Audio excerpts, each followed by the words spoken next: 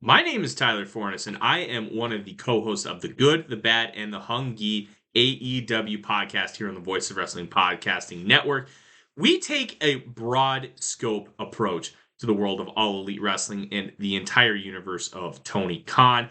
We talk about the big matches, the big stars, the promos, the storylines, and we also look at it from a big picture perspective.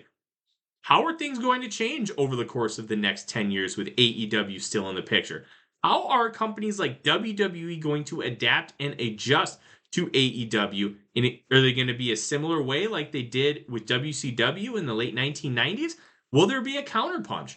We talk about all of that and more on The Good, the Bad, and the Hungy every week on the Voice of Wrestling Network. With so many options, why choose Arizona State University? For me, the only online option was ASU because of the quality. Their faculty was really involved with their students and care about your personal journey. The dedication to my personal development from my professors, that's been extremely valuable to me. Earn your degree from the nation's most innovative university. Online. That's a degree better. Explore more than 300 undergraduate, graduate, and certificate programs at asuonline.asu.edu. All you homeowners have unique needs. Some feel the need to leave up holiday decorations year-round. Others have the need to use their garage as practice space for their new metal band. And because each homeowner has unique needs, Geico helps you get the right coverage for your home and what's in it. That way, you get exactly what's right for you, even if your needs are unique. Get more with Geico. TNA is the best wrestling in the whole world. But can you believe it? Kurt Angle's in the Impact Zone. Olympic Slam! Olympic Slam by Angle and Samoa Joe! Think this is funny? No. Why would you do this? Hold to. Get a life! Get a life! That's Osama bin Laden! I didn't even know he's Al-Qaeda! Death to ECW. Long live TNA. I will be the guide that takes you to the labyrinth in your mind. This is BS! This sucks! I've lost my objectivity and I don't give a damn! Welcome everybody to You've Got to Be Kidding Me, episode number 53. We are a TNA history podcast that covers TNA 1 month at a time. On this episode, we are talking about the month that is October 2006, leading up to Bound for Glory 2006. I am Garrett Kidney, and I am joined by the incomparable Liam Jones. What's the incomparable mean? Without comparability? Yes, if you were to line up everybody in the world, nobody compares to you. It's the nicest thing anyone's ever said to me. I think it's true. Well, I guess technically it doesn't need to be a positive. That's true. There's nothing stating that my comparisons are good. Adolf Hitler is incomparable. Except to you. Wait a minute. There's me introducing you in a very nice way, and you immediately go to also you're Hitler. Well, you set him up and knock him out. That's true. I brought it on myself when you think about it. Is this relationship toxic? I just bring like lots of positivity, and then you're like, fuck you, kick you in the balls? Yeah. Who could possibly know? Is that not how most relationships work? I think so. Okay. Just I'm reassured then. Different levels. Just various layers of toxic positivity and negativity. Yeah. And how they bounce back and forth from each other. And if you have a relationship where one person brings 100% toxic positivity and another person brings 100% negative toxic, whatever I'm talking about, that balances out to zero. Toxic negativity, that was the word I was looking for. It balances out to an average of neutral, and everything's fine. Yeah, which is what everyone wants from any interpersonal relationships. A neutral ground. Just purely equal footing at all times. What is going on with you? I'm a little sick, but other than that, not a lot. I started playing Lost Records Bloomin' Rage. I have no idea what that is. It's by the people who made Life is Strange. Oh, yeah, because there was, like, the two of them coming out at the same time, wasn't there? There was Life is Strange last year, which, people seem to not like a lot. Not nobody seemed to like, but it seemed to go off the rails in the second half in particular, I heard. And then this one's coming out from the original team. Yeah. And it's pretty good.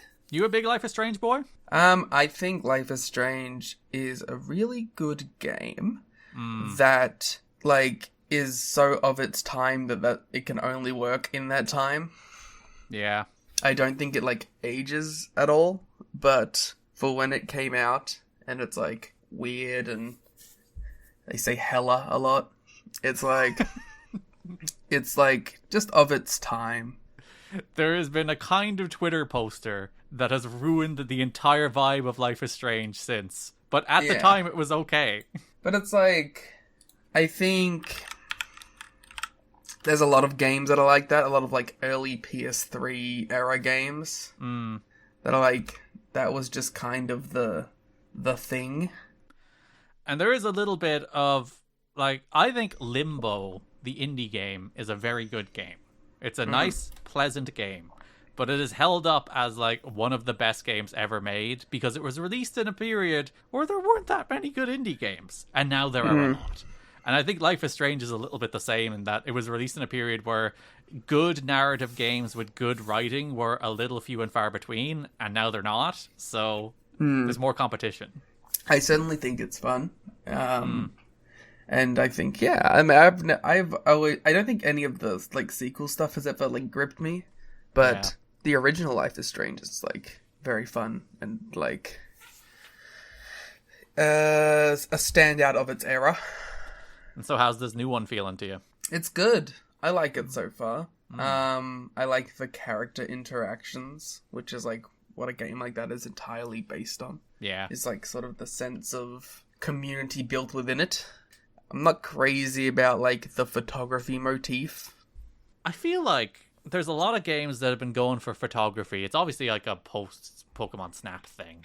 And well, this is like, it's like recordings. You make little recordings and then it edits it into a short film based on the quest line of, like, get 12 different bird shots of different birds, and then it will edit it into, like, a small, like, short film. And, like, the thing I like about it is, like, say it's like, oh, this is one area and you need to get 12 recordings in this area to make the short film.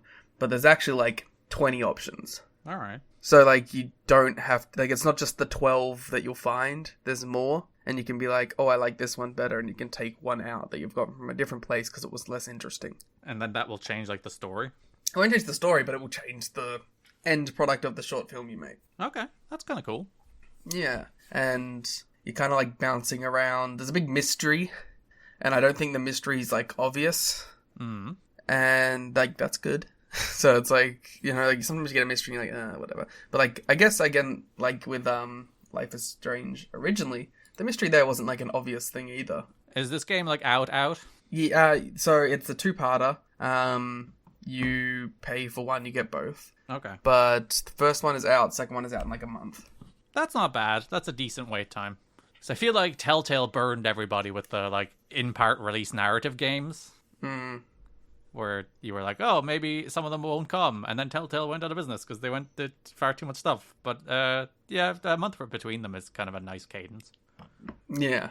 So, yeah, you're not waiting a super long amount of time. It's very pretty. Nice. Yeah, it's a fun little jaunt. Each episode, I think, is around, like, the 7-hour mark. I do feel sorry for the team that is making Life is Strange. Because, I don't know, there was all those reports about the working conditions there and all that kind of stuff, which seemed terrible. And also, they just have to live in the shadow of that first game forever. And, I don't know, it would be nice if they could make their own thing instead of having to dig up the old characters for the sake of presumably trying to sell some more copies of a game. You're like, hey, the old characters are back. But then you want to do those characters right, and then a whole bunch of bullshit gets in your way. Yeah, I didn't play the sequel, so I don't know yet. But, I don't know, they did, like, a bunch of in-universe but not related stuff in the meantime. So we'll see how that develops. I saw Mickey 17 the other day. It's like last week at this point. And it was just, like, weird. It's weird. It is weird. I can see why it's not quite divisive, but it has like I think a high 3s on Letterboxd, and I'm like, I get that, because there's a thing the movie is about, and then the second half the movie is not really about that, and it goes in some weird and wacky places that I'm kind of into, because I like when sci-fi does like those big swings and wild reaches, and it's just crazy nonsense for the entire run of a 2-hour 20-minute film. But there is a little part of me that's like, I do kind of wish the whole movie was about the whole cloning thing, and it's kind of not by the end of it. Like, that's thematically some stuff ties together, but that's more like a plot device than like what the narrative thread is about toward the end of the movie. But then it just goes into wild, wacky sci-fi shit, which I'm not too mad at. Would you prefer they stuck to their guns on either side of it? A little bit. But I can't blame somebody taking $100 million of Warner Brothers money and then blowing it on whatever the fuck they want. Yeah, that's what everyone should do. Mark Ruffalo in that movie. I'm not a fan in general. I don't like what he's doing in that movie. Yeah. Because, like, he's doing Trump. That is quite transparently what I didn't even know that he was in that movie. Yeah, I didn't either. And then when he started talking, I'm like, oh, what is going on here? And then you're like, oh, he's just doing Trump. Okay, all right.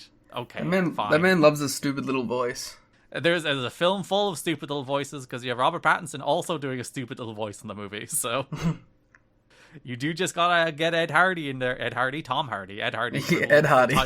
We'll talk about Ed Hardy later in the show with some Christian Cage t-shirts. But you gotta get Tom Hardy in there for the full trifecta of silly little voice. They are the three goats of that shit. I will say, whoever cut the trailer, I think cut a better trailer than the movie, because the trailer is like, oh, that's my shit, and then the movie is like, well, it's mostly my shit, and the shit stuff that's not my shit is at least, at least they did. It's something. Not boring. Yeah, it's not like they went in a boring direction. It's just like they kind of abandoned the good stuff about the movie and did something else. But yeah, it's worth seeing. It's completely flopped at the box office. As it should. Yes, there is nothing better than a director taking a big studio's money, blowing it on a passion project or some dopey thing they want to make, and it making no money whatsoever. That's the ideal artistic world. It's like when people were like, oh, Scorsese made Killers of a Flower Moon, and that was a giant flop and lost hundreds of millions of dollars. Sick. That's the best. Good. That's what we want. Taking Apple's money, making a fucking gigantic, dense 3-hour movie that no one wants to see, and then it losing hundreds of millions of dollars is the ideal scenario. Yeah. For the sake of the free listeners, we were at AEW Grand Slam last month. We were, and it was good. It was a fun show. You can hear our extended thoughts about that on Patreon. We talked about it more in the Lucha Underground episode we did last week, or the week before last. Merch. Get it out of the way at the start, because we never do. We do have a reoccurring bit on the Patreon shows where we forget to mention merch until we are either 1 to 3 hours deep into a recording, in which we are then like, oh, by the way, guys, we have t-shirts. But we do have t-shirts. You can check out the link in the description where there you can go off. You can find our Styles Daniels Joe shirt, our Kevin Nash Graph shirt, and hopefully coming soon we'll have a new t-shirt as well coming up. Maybe not by the time this episode comes out, but shortly after. And also, you can buy posters. All the posters are going up. We have a Sick Angle and Joe poster for this month that's available there on the store as well. So yeah, merch. If you would like a 10% discount, that's there for Patreon supporters as well. If you look at the pinned post on Patreon, there's a link that takes you to the promo code that will give you 10% savings. And as we said before, you can do a little hack. You will actually, if you're buying a t-shirt, you can subscribe on the $1 tier on Patreon, and you'll get a code that will save you more than $1 on the shirt. So you can actually, you can technically rip us off. You're not actually ripping us off because we still come out with money either way. But shh. Don't tell them that. Let them think they're getting a one-up. You're meant to think you're stealing from us. That's the way business works. But yeah, link in the description. You can check out all our shirts, all our posters, buy some merch. Subscribe to the Patreon at patreon.com/gettingme or tnhchat.com, where you can get many extended shows. I think I think we're over 150 pieces of exclusive audio there sitting on Patreon at this point. Series about New Japan Pro Wrestling, about Ring Cat King, about Lucha Underground, about Global Force Wrestling, about Wrestling Society X, about Pro Wrestling Guerrilla. We covered the 2010 Monday Monday Night Wars. We covered Randy Savage's album. we covered the State of Play, State of Union, whatever the fuck that Chris Rock. Yeah, not the State of Play. Yes, the Sony State of Play starring Chris Rock. We covered that. So all of that. We did a watch along for one of the WrestleManias. 2011, I think, was the one. No, 2010. That makes sense because that's the era we were watching. And also watch alongs for every pay-per-view in TNA history so far. And a bunch of the weekly pay-per-views. All of that sitting there. Patreon.com/kiddingme, TNAchat.com. My favorite moment from the watch along we did for this episode, Bound for Glory 2006, is when you were trying to do a 26 county of Ireland Sporkle quiz, and I insisted you go find a 32 county of Ireland Sporkle quiz. Because I do not respect your 26 county quiz. I only respect 32 county quizzes. A political statement from Garrett 15 minutes in. Also, my other favorite part of that is because we got so distracted with spelling and you being aghast at pronunciation, I did not, in fact, actually name all 6 northern counties while we were doing it. You barely got like 12. Because we spent half the time with you being like, what the fuck is leash? Well, spell things correctly and then this wouldn't be an issue, would it? You saw the spelling of Donegal and you lost your mind. It's insanity. You just had to look at the word Fermanagh and you were like, what on earth is going on? These aren't real places. Patreon.com/kiddingme, TNAchat.com, where you can subscribe, support the show, and get a ton of extra content. There's so much there. If you haven't subscribed before, there is now a ton of stuff there. It really is like the best $5 you could ever spend. Wow. Ever. That's our tagline. Yeah, like if you got like, could you buy drugs for $5? I don't buy drugs. You could not buy $5 you wouldn't drugs want to. as good as this. That brings us to the news, starting with more follow-up from Kurt Angle being signed by TNA. On Sunday, after No Surrender, TNA President Dixie Carter responded to the overwhelming negative response from torch readers and, quote-unquote, informed wrestling fans to the signing of Kurt Angle. Really, I'm gonna have to go deep for this one. Yeah, Liam is sick, so this is like Sick Dixie. Am I shocked? Yes, perfect. Am I shocked by some of the negative response? I'm more saddened by it for Kurt. Carter told Ross Foreman on TNA's official website. I know this has hurt him very much. Carter tried to reassure fans that TNA had performed due diligence researching Kurt's current health situation. She said TNA was comfortable with the indications they received from Angle's doctors and medical staff that had evaluated Angle. I have personally met with... I'm changing a lot. I've personally met with Kurt and his wife. Carter said. All past medical and pain medication issues have been addressed in depth and to my satisfaction. We have assembled a team of doctors around Kurt to monitor past injuries and to also oversee his health on an ongoing basis. Dixie Carter also addressed when TNA began negotiating with Angle to come to the company. Carter said TNA contacted Angle as soon as he was released from his WWE contract. Once I knew that Kurt would be available, we immediately wanted to talk to him and hopefully sign him, she said. Carter added that the company would not sign a wrestler if the company felt the wrestler was in no condition to perform or a potentially dangerous influence on the locker room. TNA would never sign a talent or allow a talent to be in a situation to harm themselves more than the risk of each of these guys take every time they step into the ring, she said. I truly believe that every TNA wrestler, referee, broadcaster, and front office employee knows that their health and their family comes first.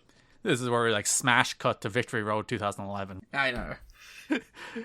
She said TNA had already signed Angle to a contract when the MMA rumors circulated the week before TNA's No Surrender pay-per-view when the Angle announcement was made. Carter introduced news on a TNA drug and alcohol policy. She said the infrequent schedule and independent contractor status for its wrestlers precludes the company from instituting a comprehensive wellness policy similar to WWE's, but she claims the company has the right to perform random drug tests for its wrestlers. Citing TNA's private company status, Carter said she cannot disclose the full terms of the policy, but she said, violations of the policy are spelled out, and a failure to comply or failure to test can result in mandatory drug counseling and treatment, suspension from work without pay, up to and including dismissal. Carter said the earlier primetime slot on Spike TV was locked up prior to the Angle signing. She said Angle was on board with the company without even knowing about the new primetime clearance. He wanted to make the leap because he knew the potential was there and he wanted to be part of making it happen, she said. That's how much he wants to be a part of TNA. Carter said, there's no doubt Impact would eventually move to 2 hours. Regarding Bill Goldberg, she said the company would be excited to have him on the roster, but he is pursuing other career goals. An Angle Goldberg back-to-back would be crazy. The Bald Man Alliance. Bold Event Mafia. Yes, that's what the stable would have been called. Ricochet would have joined eventually. So, there are two truths I think I have in mind here. Two things that are true at once. Kurt Angle was not in a good place in 2006. But also, I think a lot of the hand-wringing around Kurt jumping to TNA was defined by what was obviously a fundamental propaganda piece by WWE when they released him. Yeah, like, he was clearly, like, the victim of, like, a complete, like, hit job. Like, if you go back and listen to that No Surrender episode we did where we talked about, like, the weird PR rollout where, like, there was an interview with Angle on WWE.com where he was like, you guys, WWE is great, I love Vince, WWE is the best, everything's great, but I fucked up and I need to take some time for myself, and it's all me, and WWE's great, and nothing's WWE's fault, and it's all me. There's that weird PR rollout, like, that defined where people thought Kurt was. That was like, obviously, as you said, this kind of PR hit job to absolve WWE of any responsibility of anything that might happen to Kurt, and maybe what might happen when he leaves WWE. And that kind of framed how people saw him jumping to TNA, as like TNA is the vulture swooping in on this poor man in his low moment and putting him on TV even though he shouldn't be. When realistically, the bad guy there is just as much as anybody is WWE for doing the most bizarre rollout of a dude being fired I've ever seen in my life. Yeah, they clearly were doing, like... I mean, if there was no TNA, this rollout wouldn't have happened. Oh, so you think if he was just going to do UFC or Pride or some MMA or something, if there was no, like, number 2 US company for him to go to, they wouldn't have even cared? Yeah. Interesting. I think if there was no, like, other option or a competitor, they would have just been like... WWE wishes Kurt Angle the best of luck in his future endeavors. Because we're going to go to talk about some Kurt Angle interviews he did after he signed with TNA, where, like, the response to it was like, that's not what he said when he left WWE. And I would be like, that was a PR rollout written by WWE. Yeah. You know? Of course that's not what he said. He might not have even said it. In response to an inquiry by a PW Torch reader concerning Kurt Angle's health, his agent Dave Hawk wrote, if Kurt would have stayed with WWE, we would have lost a legend before his time. You have no idea what WWE was doing to him, his family, and his life, and one day that real story will surface. Kurt is in great health and getting healthier daily while preparing for TNA with the full support of his family and friends. If you like Angle at WWE, you are going to love him at TNA. He now has been given a glimmer of hope to truly expand his career and what he does best. You will soon see a more complete athlete than ever before. Also, since he will not have to wrestle 4 days a week and travel daily, he has the time to recover, and you will see a ground and pound killing machine at a higher level than ever before. If Kurt didn't believe this was a serious and perfect move, he would have never made the change and commitment. Yeah. Shout out to Dave Hawk, a real one. I do like them, like, going, oh shit, we have to kind of bite back on this narrative now. Yeah, it's because, like, there was a 2-part interview with Dixie on TNAWrestling.com that I'm not sure was it in response to this, but obviously they felt the need to address it in there, which is weird to do. Like, that's like part of the main Kurt Angle signed with TNA rollout that Dixie is like, no, wait a minute, don't you be mean to us about this. This is cool. Yeah, like we're objectively doing something cool. Don't do this. So, like, while people did worry about Kurt, and I think we're worrying about Kurt from a good place, I think the way they were worrying about Kurt was also defined by a WWE PR agenda. Yeah. WWE sent a nasty legal letter to Angle with a series of demands. Dave says he's not sure of all of them, but he was only told the comedy sections, as he puts it. The funniest is that they demanded Angle and TNA never refer to his finisher as the Angle Lock. Angle was joking because he had no idea anyone ever called it the Angle Lock to begin with, thinking it's always just been the Ankle Lock. What about the Tangle Lock? No, that's fine. Okay, cool. They also demanded that Angle not call himself the Wrestling Machine or the Machine, and that while he can wear a mouthpiece, it can't have Machine written on it. I guess we'll find out next week when he gives Joe the former Angle Slam if WWE claimed ownership of that. Mike Tenay does call it the Olympic Slam, so there you go. And they say, I like this Dave note of being like, the US Olympic Committee wouldn't allow them to call it the Olympic Slam. Which they do, because I doubt the Olympic Committee are ever finding out. Yeah, I like his like subsection of that too, where he's like, even though it's the name used in Noah when Takeshi Segura used the same move, and it's like, yeah, no one in the Olympics is watching Noah. Yeah, the Japanese Olympic Committee are watching that like a hawk, like a Dave Hawk, some might say, and then being like, no, Olympic Slam not allowed. You must call it the Segura Slam. You must call it the big event slam. Kurt Angle spoke to the wrestling media for 90 minutes on Tuesday afternoon, a conference call organized by TNA. During the Q&A, he ripped apart Vince McMahon as a boss, heaped praise on new box Dixie Carter, predicted that TNA, with his help, would overtake WWE in as soon as a year, blamed Triple H politics for his lack of push, says he hasn't taken pain pills since kicking the habit 3 years ago, and boasted numerous times that he was the greatest wrestler in WWE during his years there, if not the best of all time. Hours later, he issued a statement saying that he began taking pain pills 3 years ago and meant to say that he kicked the habit 18 months ago. Sounds like a crazy press conference.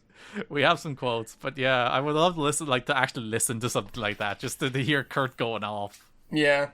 Again, he just, part of it is he just sounds pissed. Like, he just sounds like he felt really disrespected by them on the way out. Which, as I said, when you look at what that PR rollout was, they threw him under the bus, man. Like, yeah. If I were him, I would also be pissed. Some quotes from that press conference. In the past, I was never given time to properly heal and rehabilitate, he said. He said that when he made the deal with TNA President Dixie Carter, he said he would only wrestle when he feels 100%, 260 to 300 dates a year with his former employer.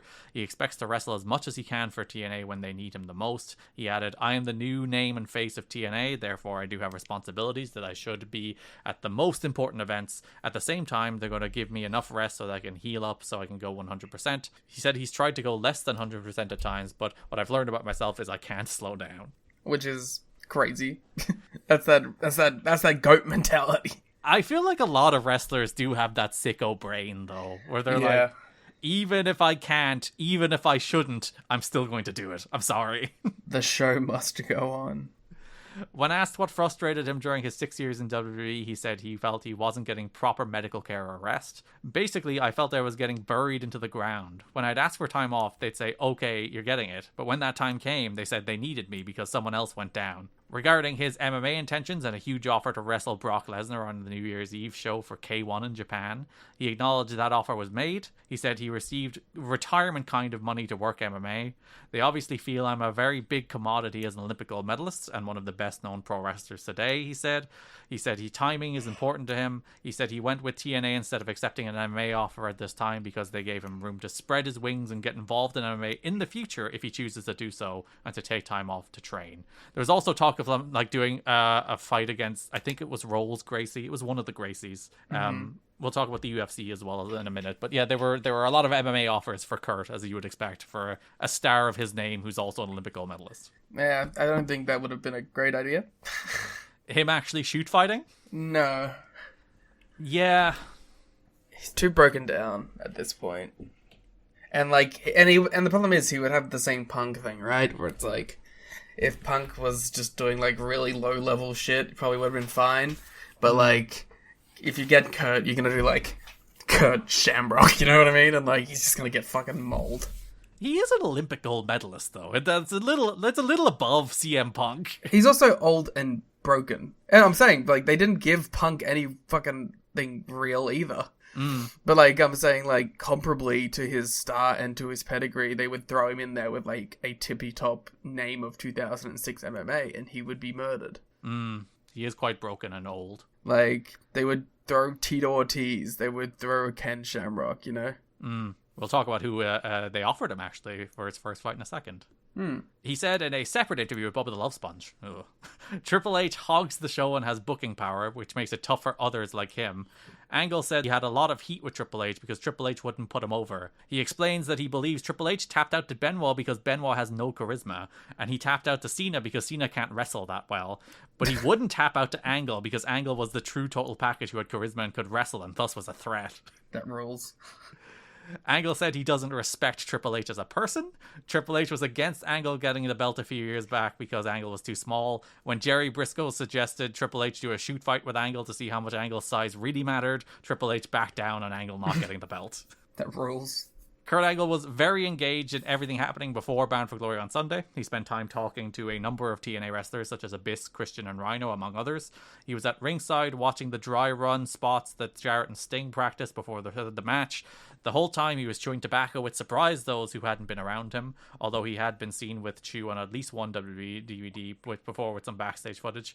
Angle seemed healthy and totally clean and sober at the pay-per-view. Yeah, he's fucking chomping out on that tobacco. That's what's keeping him happy. Yeah, you gotta have your replacements. You go from one addiction to another. Yeah, well, the ideal is that you slowly wean down to less damaging things, but it's pretty much impossible to just go to nothing. My addiction, producing good content. My addiction, pro fucking wrestling.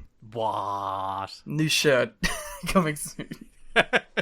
In the Mr. Anderson Pro Wrestling is real, people are fake font, though. Yeah, my addiction, pro wrestling. Damn right.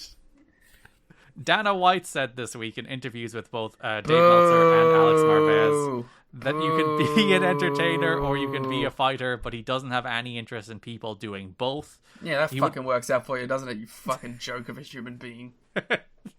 He would have no problem with a guy who did pro wrestling with the right background, who then trained and worked full-time at fighting, but expressed no interest in using an active full-time pro wrestler. He noted how Angle had been saying how his body was so damaged by pro wrestling and he wanted to rest and go into fighting. I want guys who want to be real fighters, he said. We had a great meeting when Angle came to Las Vegas, staying at a luxury suite in the Red Rock. Maybe he means Hard Rock, unless Red Rock is a hotel I've never heard of. To work out a deal with UFC a few weeks ago. I honestly thought we had him, said White. White revealed his plans were almost exactly what Angle's side had talked about wanting. The agreement was that Angle would appear on Ultimate Fighter 5, which starts filming in January, as a wrestling coach on one of the teams, while at the same time his role in the show would be to learn the other skills with the fighters. That show would air April through June, and then he would debut most likely with the Daniel Puder fight on next year's June or July pay-per-view show. So Dano said he's a nice guy, but I'm not going to blur the line between pro wrestling and MMA. He told me that pro wrestling ruined his life, and the next thing you know, he tells me he's going back to pro wrestling. White acknowledged by not going any farther with the deal, it could lead potential for Pride or an upstart to use Angle's name to up their profile in North America. While White wouldn't reveal the numbers, he said Angle did come to him with his TNA offer and UFC topped it, but said they have to be paying him a boatload of money. I take it back. I take everything I said back. I want an Ultimate Fighter season with Kurt, and I want Kurt to fight Daniel Puder and then die. Yep, die in the octagon. Yeah.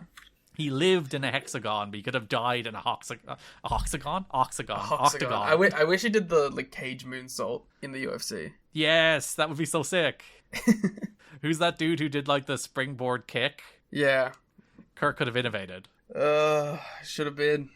So those are our Kurt Angle updates. A lot of skepticism, some of it justified, some of it I think slotting into an agenda a company wanted it to slot into. But as we said last time, it, broadly speaking, works out. Yeah. As things go, TNA, if he was to continue wrestling or doing anything, TNA was probably the best bet for him in terms of the schedule and all of that.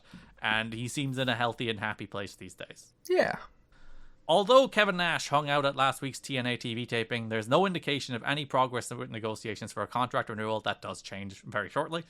In fact, the old booking committee feel they were taken for a ride and have egg on their faces because in the end, egg on their face? Yeah, his name is Egg now. Is that his actual name? No. Okay. But that is what we are referring to him as. Because he is very bald. Yes. And he is a very auraless bald man. Yes. In fact, it has made him look like 15 years older. He looks like a shoot turtle. Sure, yes. Not a worked one. A shoot turtle. Yeah, a real turtle, not a fake turtle. None of those, like, 90s Teenage Mutant Ninja Turtle costumes. Nope. Real turtle, like the one in the Michael Bay CGI movie. Like the one in Master of Disguise. Uh-huh. Is Shota Umino turtly enough for the Turtle Club? Yes. But the old booking committee feel like they have egg on their faces because in the end he made fools of them. The theory with Nash among those who liked him and believed he really did want to help TNA... They're all talking like it's a foregone conclusion. Is that he got so frustrated, Liam, with the bad booking in TNA and the lack of any push of Chris Sabin during the weeks his vignettes with Alex Shelley were airing, that he just gave up doing the company any favors because he saw they were too incompetent creatively to make it worthwhile. That's why he didn't put him over, Liam. He also forgot about all of the copious injuries he suffered that prevented him from working. Yeah, when he was lifting the thing out of his children's toy box or whatever.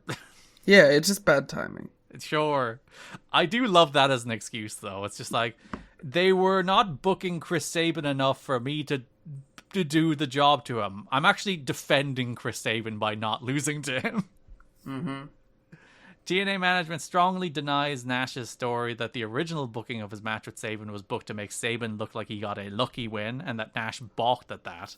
Nash's contention since this fallout seems to be that he wanted to do it right, but the booking team was so scared he'd say no to anything that made sense, but also put him in a position to have to put Sabin over convincingly, that they proposed the weakest scenario possible, hoping he'd at least say yes to that. And once again, instead of going, hey guys, I'll just lose to him, he's like, no, I can't lose them, it's not worth it. Kevin Nash, he wants to take that cradle shock. He does. He wants to eat it on his head clean.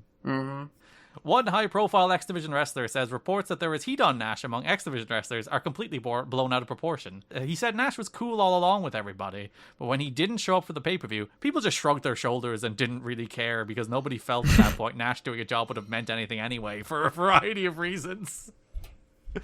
It was what it was, and by that point, it didn't matter anymore to anyone.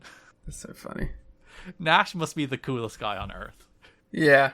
Because objectively here, he fucked over Chris Sabin by goofing him around for like 3 months and then not losing to him. And everyone's like, that's just Kev being Kev. He's a cool dude. They're like, yeah, but he has immaculate vibes. Yeah. Have we considered the vibes? I was listening to our Days of Thunder friends as well, where they're talking about how like Kevin Sullivan got the book and like the Radicals wanted to leave. But like no one cared about Kevin Nash potentially getting into booking power because everyone thought Kev was cool. Yeah. Kev was their friend, you see. He's always their friend.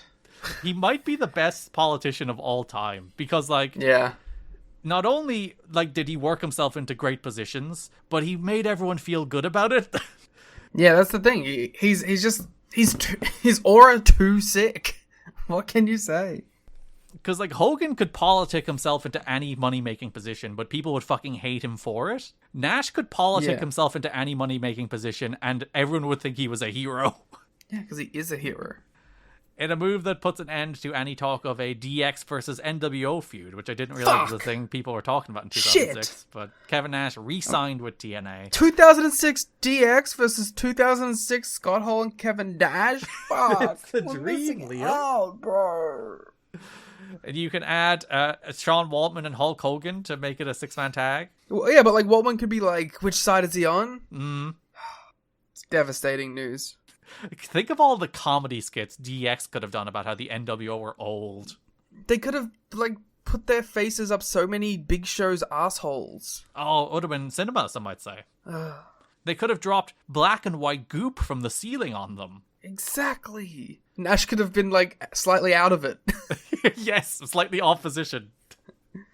In what is still one of my favorite wrestling clips of all time. His contract had expired right after he didn't participate in his scheduled pay-per-view singles match against Chris Sabin. He will now conclude his X Division storyline, which ended midstream when his deal expired. He is still limited on what he can do in the ring. An X Division Invitational Gauntlet Battle Royal has been added to Bound for Glory with Nash, facing a variety of X Division wrestlers of his choosing. He's not in the match. He certainly does do that. He does face 20 X Division wrestlers. Which again, people would have hated because he would have beat them all. Yeah, he would have beaten D-Ray 3000 and we would have raged. He would have powerbombed Zach Gowen. And we all would have been livid. Dixie Carter said she has heard the concern about bringing Vince Russo on board to help Jeff Jarrett and Dutch Mantel book TV, but she is confident in what Russo can bring to TNA. He really doesn't want to have to say this one. He truly is one of the most creative people I've ever been around. And with the time slot switch and knowing other exciting things in the company's near future, it was the right time to bring a fresh set of eyes to the creative process. He isn't a fresh set of eyes. That is the thing. He's been doing this for fucking 15 years. When asked if she was concerned about Russo's questionable storyline decisions from the past, Carter said Russo is a different person with a different way of thinking. Vince Russo is a different man today than when he first joined TNA. Carter said. His faith is now the center of his life. He always had an amazing heart, but his priorities over the past few years have shifted tremendously. Carter did acknowledge Russo's reputation for having a polarizing personality. She also defended Russo's first stint in TNA as a writer when he was blamed for some bad ideas he had nothing to do with. Vince is a lightning rod, which I guess is good and bad. She said. At TNA, he has taken a lot of hate for things he had absolutely nothing to do with. Anytime something questionable happens on our show, it was always attributed to Vince, whether he had anything to do with it or not. And that has already started again. I do like the idea that Dixie identifies that there are questionable things happening on her show. And the idea is not like to stamp that out. It's like, no, it's not Vince's fault. Yeah. Who she just said, like, thinks differently than everyone else, and you would equate that to the questionable things and big swings that don't hit. Mm-hmm. So after all of my lamenting, I will now say that Vince Russo, I am happy with him coming in. Based on 1 month. Based on the fact that I think his shows are more interesting than the droll that is the Jeff Jarrett promotion. Yep. Based on the fact that I enjoy a more, like, angle-heavy show. I wish the matches were a little, like, treated with more respect, but I think angle-heavy Impact is more interesting. Mm-hmm. Because, like, I'm kind of a believer in, like, TV to me, like, should be, like, big things happening and, like, big angles and stories, and then, like, you have good matches to, like, sort of balance that out and create, like, a harmonious show with the idea that your, like, pay-per-views are where your true, like, match of the year level stuff happens. Yep. And, like, I think Vince does 80% of that. The question being, like, you know, he often does big swing angles. The drawback is the matches suffer because of that. Mm. So it's like, I am okay with it. I will take him over other people that have booked these shows. But it does, like, when you just have the bad taste, like, my problem with Vince is, at this point, I'm just like, I know that he's, like, the end of this company's relevance for, like, a decade. Because, like, he is the reason this company, like, gets off Spike and then is just fucked for, like, 10 years. Yeah, because as you said, there is one definitive truth about our time covering TNA so far, and that is Vince Russo is, I would say, leaps and bounds a more interesting wrestling creative figure than Jeff Jarrett and Dutch Mantel by, like, a wide distance. And nothing about this is, like, this run, he's not on TV. Which does help. Even though, you know, he's a pretty remarkable TV character. It's just like, I don't know, I think I would rather feel the Vince Russo than hear and see the Vince Russo, even though, like, I think he's probably a better character than he is a booker. It's just like, I would rather one or the other. And I don't think you can get Vince Russo the character without Vince Russo the writer. So it's like, the only real option is Vince Russo the writer without Vince Russo the character. Overall, I'm not super against this decision. I think the other times he gets brought back are worse. I just, like, I get it. I think the religion thing is a fucking joke, though. And, like, like don't justify bad creative with he found God. He found Jesus, Liam, so he can write wrestling better. He's doing the alt-right pivot thing of being, like the Kevin Spacey of, yes, I was a pedophile, but I found God. That is a very funny thing. It's like, he's not going to write all the trash anymore because he likes Jesus. Yeah, so we'll see how it goes. Like, I guess one thing you can say, I mean, how long does Russo end up staying? Until 2012. So it's like, the whole Knockouts boom was under Russo. Mm-hmm. And Dutch. So it's like, yeah, Russo and Dutch. But, like, you know what I mean? Like, you can't necessarily say that, like, this run, he doesn't achieve anything good. Like, he clearly does have, like, things that became synonymous and became the factor in TNA that made it stand out. Like, they do happen under Russo. Yeah, we're the Russo Apologist podcast. I do think the best period of Vince Russo's writing, other than when he's under Vince, and even arguably even accounting for when he was under Vince, I think, like, this isn't the worst. Like, this run, he has, like, broad booking power. He's not the only force in the room. There were other people there. Which, by the way, I think is what we've always said is when Russo is best. It's like, he needs checks and balances. Yeah. Ideally, you have Russo in there with someone who actually enjoys pro wrestling. Yeah, because that's the problem with having him in there with Vince, is that, like, Vince also hates wrestling, so... Yeah. Vince would veto Russo shit, but then put other garbage there in its place. Yeah. But, like, this run, which is, like, until Hogan Bischoff come in and then the creative changes to more their vision, like, 2006 to 2009 is not the worst. Like, it's not what you would want TNA to be, and particularly, like, there are characters that stall out, and if you want wrestling on your television show, you are fucking not getting it, even though there is occasionally periods where there's good wrestling on Impact. But, like... I think it's just because there's, like, old-time pro wrestlers who can make, like, chicken salad out of chicken shit. You can put Chris Sabin on TV in a 4-minute match, and the 4-minute match will be good. Yeah, you can have Curtin, like, any number of people, and there's, like, the 6 minutes they get is gonna be, like, kick-ass. But yeah, the TV is... It's watchable. It's not like, because that's the thing about the 2014 comeback, and that, like, I think Russo at least still had a little bit of creative juice here. He clearly had some creative passion. By the time he's brought back in 2014, that shit's gone. It's just, like, all the bad Russo with none of the juice. There's no, like, AJ Styles praying to his grandmother about whether or not he should go with Christian or Kurt. There's none of that, like, fun, silly stuff at that point. All of that's out the window. It's just miserable. Like, to give credit to ISIS, like, a lot of what we want from TNA's identity is things that are going to be developed in this run. You know, the TNA comedy, the knockouts, the rise of certain people. Like, you have to kind of take the bad with the good. And I feel like a lot of the bad happens in, like, the first year, and then he kind of mellows. Yeah. So it's like, you have to get rid of, like that initial sort of, like, you know, the electrified cage and stuff like that, right? Mm-hmm. But, like, I think he mellows eventually. Yeah, like 2008, 2009 has less of the pure nonsense as 2007 does. Yeah. But, like, you watch these shows and you notice, like, we did talk about how, like, philosophically TNA wasn't too far from Russo. It was already a very angle talking heavy show with wrestling being in a back seat.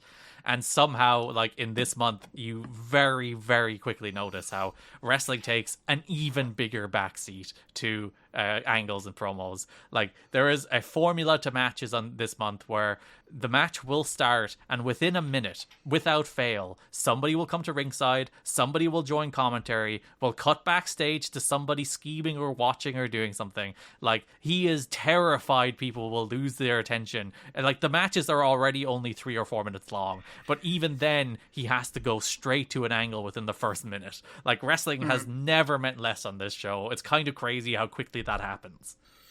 My thing is, like, as long as the line between pay-per-view and TV stays divine, in that, like, as long as on pay-per-view you're still getting quality matches, like, I'm okay with TV not being a match-forward presentation.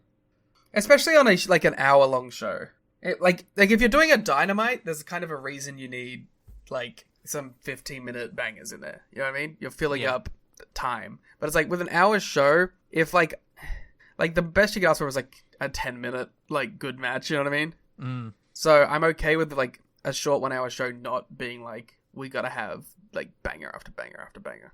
And, like, I have long lamented the death of TV wrestling. Like TV wrestling as like a philosophy. Like TV wrestling is Yeah. different from pay-per-view wrestling. You wrestle faster. You're wrestling to like the idea of television, not the idea of like, because it's like the difference of attention span, I guess, right? Because if someone bought a pay-per-view, you know they're willing to be taken on that journey. They're sitting down to watch that match, as opposed to television where someone has a remote in their hand at all times and has no commitment to what they're watching. So like that's the philosophy. It has to be faster and attention grabbing. Again, to give credit to ISIS. Lots of credit to ISIS today.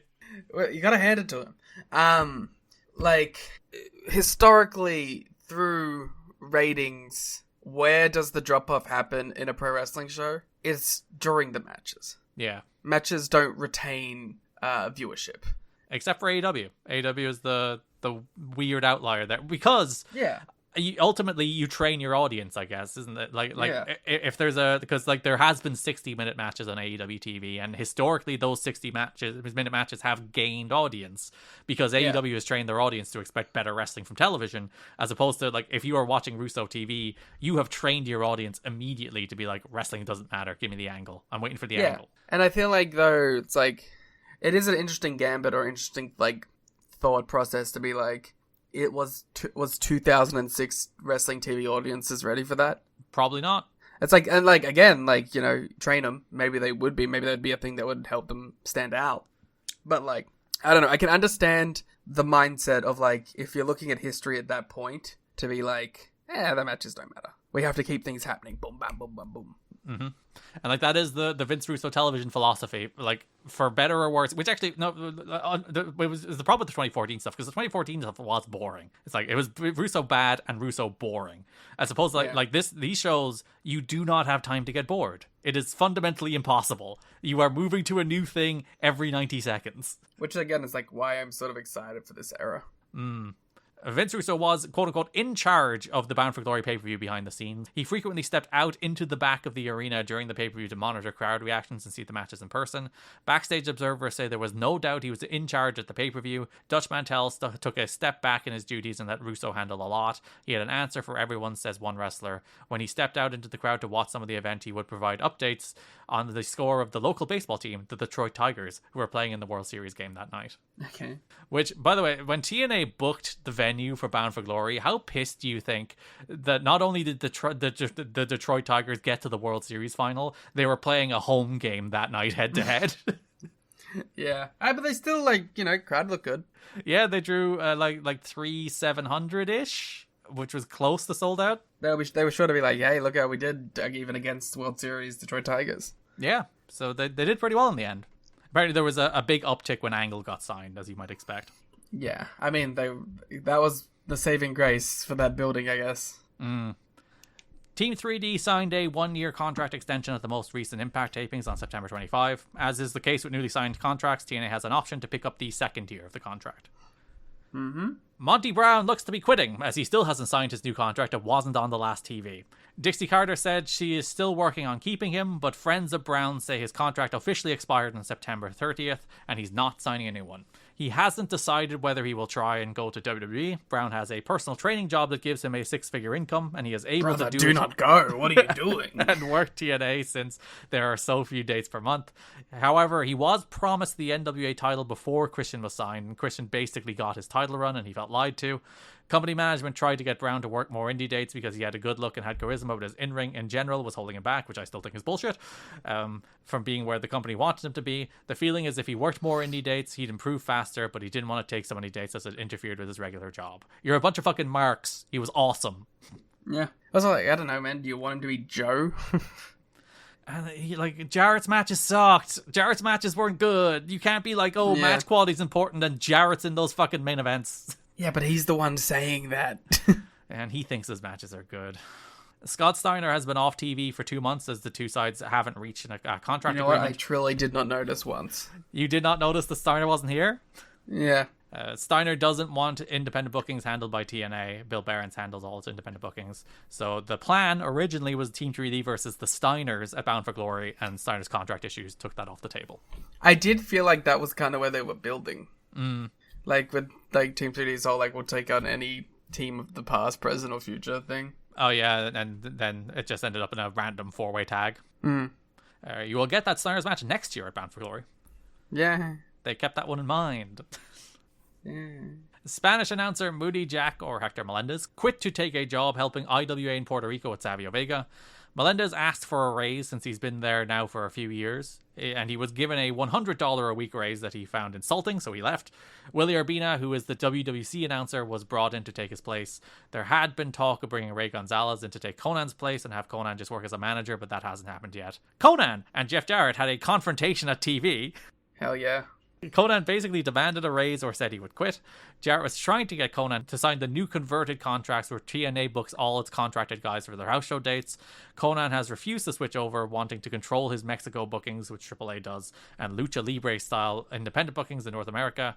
Conan's argument is he signed his contract when he wasn't being used well. Now he's not only managing the company's top act, but he's also... You don't think top act? I don't think LAX is the top act. They're a top 5 act in the company. Yeah, of course. The top act. Because there's like 5 good acts. That's true. It's like Joe, it's LAX. All right, maybe they are top 2. Yeah, okay, I take it back. But he's also doing the... Christian, maybe 3. But he's also doing the Spanish announcing and then was the person who set up the Mexico bookings as well for the Arena Monterrey show that TNA did recently. So he wanted a substantial raise. Jarrett felt that both sides had signed a contract in good faith, and it wasn't in good faith to then renegotiate that contract in the middle of the term. Conan said if he didn't get a raise, he was going to work full-time in Mexico. He was offered a raise to stay, but there's still something of an impasse about TNA wanting to control his bookings in Mexico. Yeah, they want that fucking cut. Because he's like worth way more in Mexico than he is in America. Yeah. The planned TNA Portugal shows, which I believe were set to be in November or late October maybe, was moved to the 5th of January due to problems with getting visas, authorizations, and licenses on time. About 2,500 tickets have been sold, with many people coming from foreign countries. The big negative is with WWE coming for 2 shows in December, the first major shows in the country in more than a decade, a January date may not be the best. It's still going to be in the 7,000-seat Campo Pequeno Bull Ring in Lisbon. There was tons of advertising for the show, including all over the WWE programming. So these shows do happen in January. That's good, at least. There is also an interesting historical note about those shows, in that there is one man who has only worked TNA on those shows. Do you know who it is? No. He was in a 4-way match with Johnny Storm, Jody Fleisch, and Spud. Oh. The man who gravity forgot, Pac. Oh. Wow, that's kind of crazy. He has only ever worked 2 TNA dates, 2 shows in Portugal. Break orbit. Those shows did really well. One did 5,000 fans, the other did 2,700, so... How do we not have footage of these fucking shows? Because it was 2007, man. They didn't film that shit. That's so stupid. They're like bigger shows than anything else you're running. Bring a goddamn camera. Even the UK shows, it took them, 3 years to finally start making that stuff TV? Yeah. Like, that stuff was doing crazy numbers and, crazy crowds, and they were just doing house shows for, 3 or 4 years before they're finally like, we should film that stuff for television. It's so stupid. Steve Borden hosted the Praise the Lord talk show on the TBN network last week. The show opened with Borden, rarely referred to as Sting during the broadcast, Nikita Koloff and Lex Luger standing together to introduce the program. Sting introduced Koloff, who cut a promo on no longer being the Russian Nightmare, but rather referring to himself nowadays as the Devil's Nightmare. I was going to say the American Nightmare. No, it's taken. He made a bunch of goofy faces and stuck his tongue out a whole lot while Sting took the mic again. Sting briefly talked about Luger's recent conversion before they went to a break. When the show came back, Sting played the role of Johnny Carson with Luger as his guest. Sting and Luger walked through Lex's career from college on. Luger talked about how he was a standout student athlete and how he had access to everything he wanted. He talked about getting kicked out of the University of Miami for misconduct at a time where it was virtually impossible to do so. Sting talked about how a lot of the other wrestlers resented Luger getting everything handed to him at first in his career, but how he managed to earn it in time and stay near the top for several years. Luger talked about how living a double life as a husband and father at the time and a hard partying star on the road, saying everyone looked to him to find out where the party was. He choked up talking about Miss Elizabeth dying in his arms as he dialed 911 in their townhouse and how it haunts him to this day. Luger's tone was somber during the entire interview as he looked down at the ground during every one of his responses. The only point where he perked up was when he talked about his jail time after being detained at the Canadian border, during which his now pastor came to visit him and won him to Christ. He said he is getting his life back on track, and after recognizing that God is, in his words, the real total package, and said that he is dedicating his life from here on to being fucking stupid. to being a warrior for Christ. Sting also interviewed a blind former drug addict from his church and a minister heading up a cruise ship ministry he is working with. He hardly spoke about his wrestling career except how he, Nikita, and Luger still get in the ring once in a while. I tried to find footage of this. I couldn't. I was so mad. Damn it. The September 25, 2006 episode is on YouTube, and I was like, oh, sure, this must have been like roughly in that period. And nope, couldn't find it. I do not want to mock people finding Christ and the faith people find. But when you come I'll do it. When you're like, the real total package is God. I can't. I'm sorry, I can't. I can't. I'm the mock devil's it. nightmare. And the real total package is Vince Russo, who will now not write his horrible misogynistic shit because he found God in Jesus. It's so, like, listen, some people obviously need it. You know, by all accounts, Sting not doing too well before he found the Big J. Yep. So I wish him the best. I kind of get why a lot of wrestlers find Jesus. Well, because they don't want to take accountability for their own terrible misdeeds. That's pretty much it. Yeah, I was going to frame it a little better than that, but that's pretty much it. That, like, for all the debauchery they get up to, they probably need something to guide them toward the light. Yeah, like, I don't know. And it's like a slightly less abhorrent version of anyone who's done a sex crime is like, I found Jesus, don't put me in prison. Sure. It's probably a little less cynical.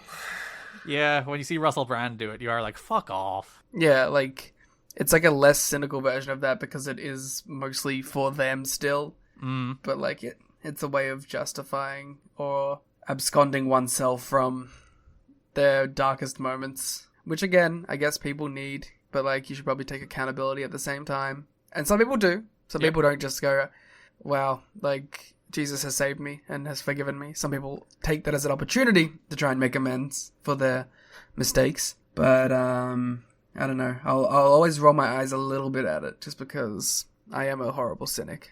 Damn right. Lex Luger is about to be inducted into the WWE Hall of Fame. He is. Along with Triple H. Yes, along with Triple H and Michelle McCool. What a class. Do you think Sting inducts him? He should. Yeah, and if you go back to the TNA Hall of Fame, Lex Luger inducted Sting. But it's like, Tony. If you're Tony and you get the request, what do you say? I say, oh god, that's one of those non-enviable tasks of his position. I would accept it with, I want something in return though. A little like TNA Gimme Christian for a show? Yeah, I want, what do I want though? I want Penta to go out on the show and go, I had a great time in AEW. Do that on Raw on Netflix and you got Sting. I don't know what I would want in return. Let me, like, I don't know, man. Cody Rhodes' return to... Yeah, well, it's like, it has to be something Cody related, you know? But it's like, what would they even allow? You know what I would ask for? Oh, actually, I know what I'd ask for. Wait, I want to see if it's the same thing. I would ask for Bayley. See, I was gonna say, when Sting comes up to introduce him, I want a lower third that says AEW Superstar or whatever. Listen, that would be a default. That would be, yes, that would be like a contractual term, not a favor in return. Yeah. But yeah, I would ask for Bayley, and I would do something with Bayley and Mercedes. Okay. I don't think you're getting any, like, I don't think you're getting anyone actually appearing on the show. No, you're not, but that's what I would ask. You have to have some sort of, like, background deal. Like, I want to use this music, or I want to use... I want Sting to be able to go up with an AEW pin on his fucking suit, you know, like... I want him to give Lex Luger an AEW title belt as the Hall of Fame inductee thing. I want Sting and Darby Allin to induct him. I want them to use his AEW music, you know? I want to, like, that's, like, things like that, because that's all you're gonna get. Alright. Not a full in return. Not even, like, a Gibby Cody for a day so we can shoot a documentary or something? I mean, yeah, maybe like that documentary thing, but you're not getting anything. You're not getting any WWE on AEW Dynamite. But you give them a Sting. Sting's not nothing. Yeah, but also like the part of it is like you kind of want to do it too because you know you want to be nice to Sting. he's done a lot for you, and he probably wants to do the induction for his friend. And it's good PR, if you do let him do it. I say give me fucking some Sting WCW footage. That would be a good deal, actually. Yeah. Give me the rights to some Sting WCW footage so I can use it in video packages in the future. That's what I would ask for. That's solid. I would ask for a man called Sting for his kids when they graduate. That is the news. That brings us to broad topics, starting with the NWA World Title feud, which is, I guess, ostensibly Jeff Jarrett versus Sting, even though Sting is not on TV all month. The World Title feud of Jeff Jarrett versus Samoa Joe. The World Title feud of Samoa Joe plays keep away with the NWA title while also being in a Monsters Ball match. It's a very silly feud. And it, I understand that it's Sting's not here. He's got to get into not wearing a singlet shape. But, and he has to go do a Jesus talk show. Of course. Priority. But, Samoa Joe feels like a very big deal. And it feels like he should just be getting the world title shot. And it's funny, he has two really, hot programs. One with Kurt and one with Jeff. And then his match is the Monsters Bowl match, which just feels so much, below him in comparison. Yeah, it is the thing. I always say, if I could reach back into history, it would be Christian Sting based off the turn at Bound for Glory, and then it would be Joe just beating Jarrett, and Joe's your NWA champion. Doing Joe Jarrett with Kurt as the enforcer for that. And then you spin off into eventually doing Angle Joe down the line as Joe has a real title run. But yeah, it does feel weird. It's not the only program this month where the go home angle is for a match that's not, because AMW and the LAX do the same thing where they have a really hot angle on the go home show for a tag title match that's not on Bound for Glory. Yeah, my guess is that feels like more just how can we heat up LAX as the biggest bastards. But it is it's certainly an interesting direction to go with it. I do think having Joe all over these shows and the Jarrett keep away stuff was entertaining throughout the whole month though. So I'm not against it. It just feels like there should have been a better end point for Joe at Bound for Glory. So coming out of No Surrender, there are two things coming forward. The world title match is already made. Sting agreed to do title versus career versus Jeff Jarrett, and also Kurt Angle is in TNA. So that's how we open the September 28th Impact. We open with the vignette again. Kurt Angle announces he's coming to TNA. We cut to Mike and Don. Mike is like, we're going prime time on Spike TV on November 16th at 9 p.m. And then Don is like, Kurt Angle's coming to TNA, over and over again. He's very excited. They're all very excited. This is a big coup. It is. And this is the exact reaction you should have to Kurt Angle coming to TNA. Yeah, whiny internet fans, torch listeners. No, they said whatever the words they used were informed wrestling fans, Liam. Informed. I hate the informed wrestling fans. That's going to be my new Twitter gimmick. That's actually going to be my competitor to the Wrestling Observer, the Wrestling Informer. Wow. I'm going to take down Dave Meltzer once and for all. To be fair, Dave is more of an informer than an observer at this point. That's true. He is not independent. Our opening match doesn't even get started, as it's meant to be Lance Hoyt versus Jeff Jarrett, but Jeff Jarrett, wearing street clothes, jumps Hoyt during his entrance. This is, and it kind of surprised me looking at it, this is Hoyt's first match on Impact since February. He has been gone for a long time. I did notice it. My first instinct when this was happening was that Jeff Jarrett's getting the Abyss get your win back match. But he's like, I'm skipping that bullshit. I'm just going to beat the shit out of him. He's going straight to jumping Hoyt. Yeah, I didn't even really notice Hoyt was gone that long. I knew he wasn't super around. But yeah, first match on Impact since February. It's crazy.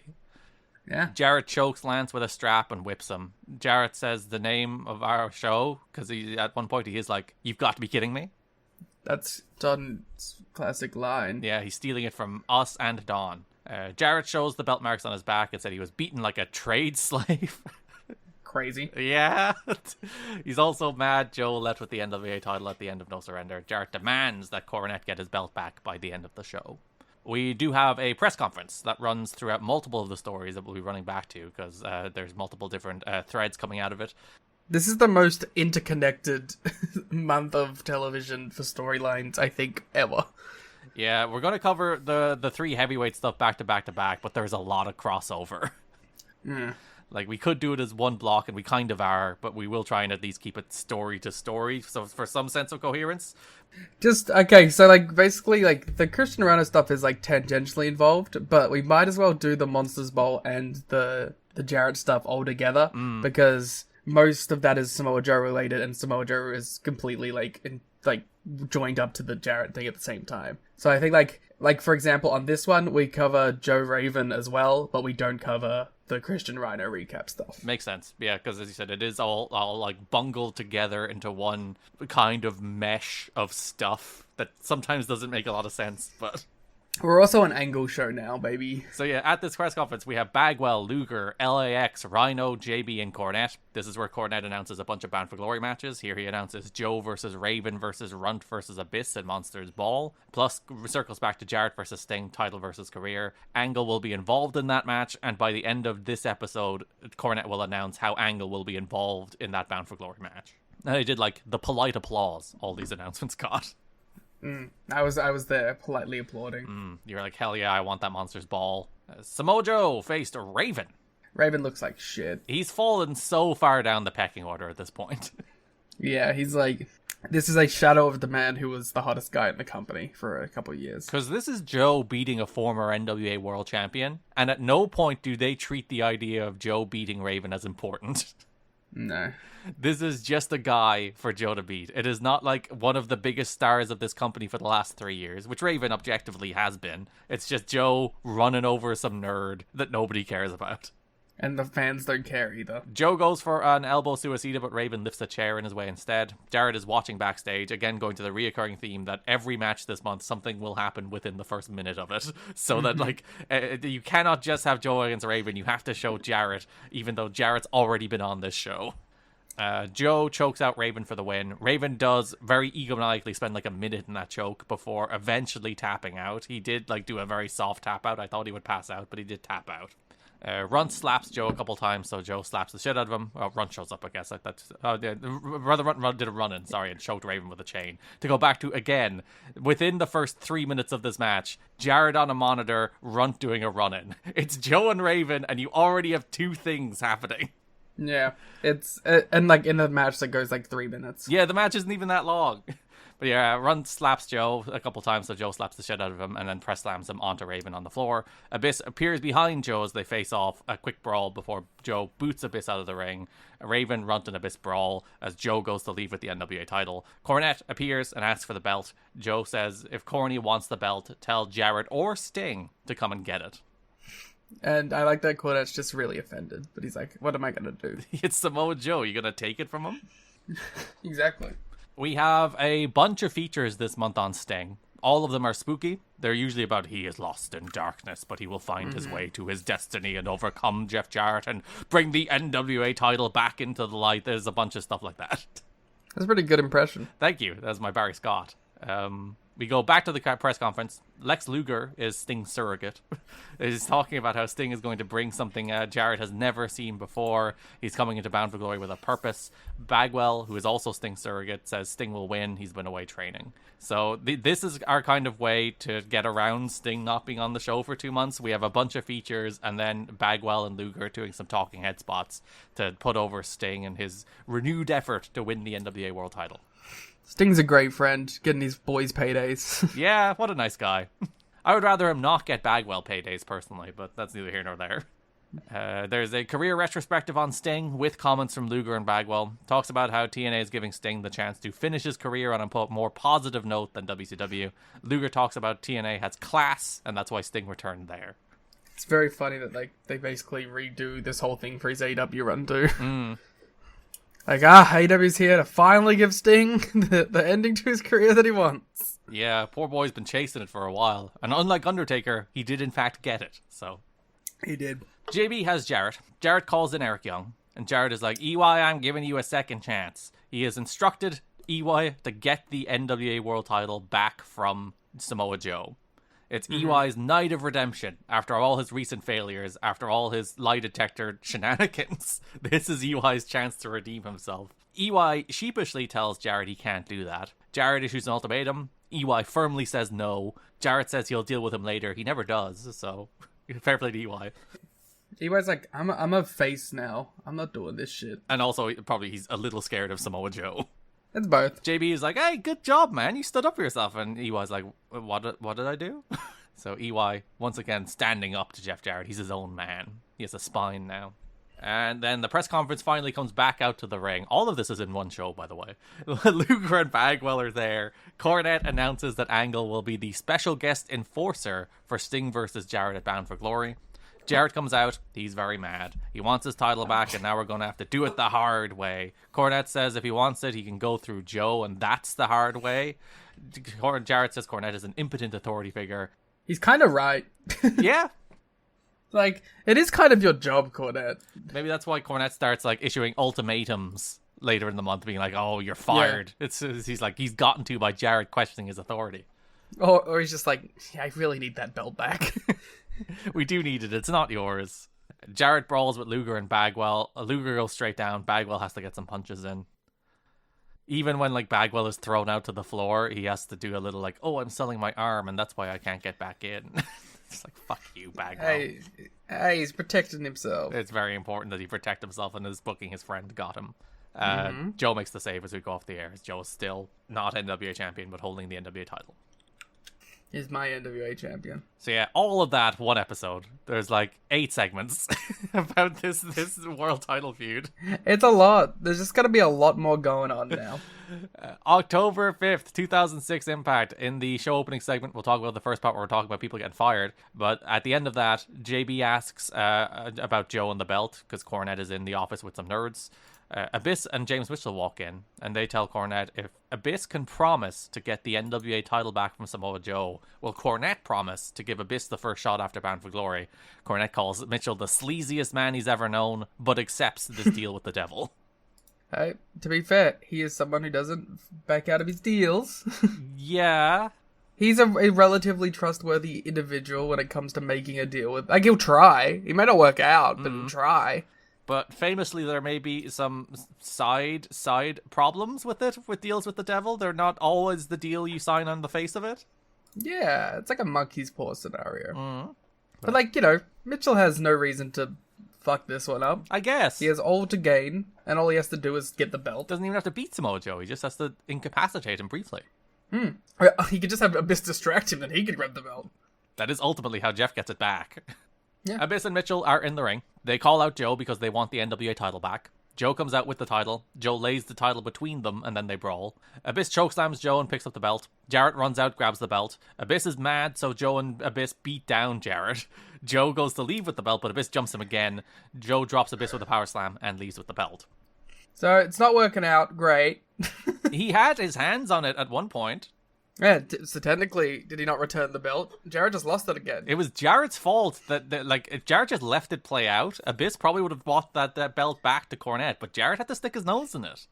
I think technically they did regain the belt briefly, so James Mitchell could argue that he deserves a shot. And Abyss does end up getting the shot after Bound for Glory, so you know what?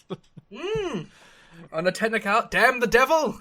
I take it back. I take it all back. We get a spooky Sting video. Once again. JB has Jarrett and Christian. They're teaming up to face Ron Killings and Christopher Daniels in the main event. Why that team, we'll talk about when we get to the tag title feud. Jarrett is mad that he still doesn't have his title. Jarrett talks so long that Christian gets his own microphone so he can talk instead. Yeah, I love, like, two cocky heels that are, like, in each other's way. Like, I really like that dynamic whenever you see, like, two guys that are like, alright, I'm the guy here.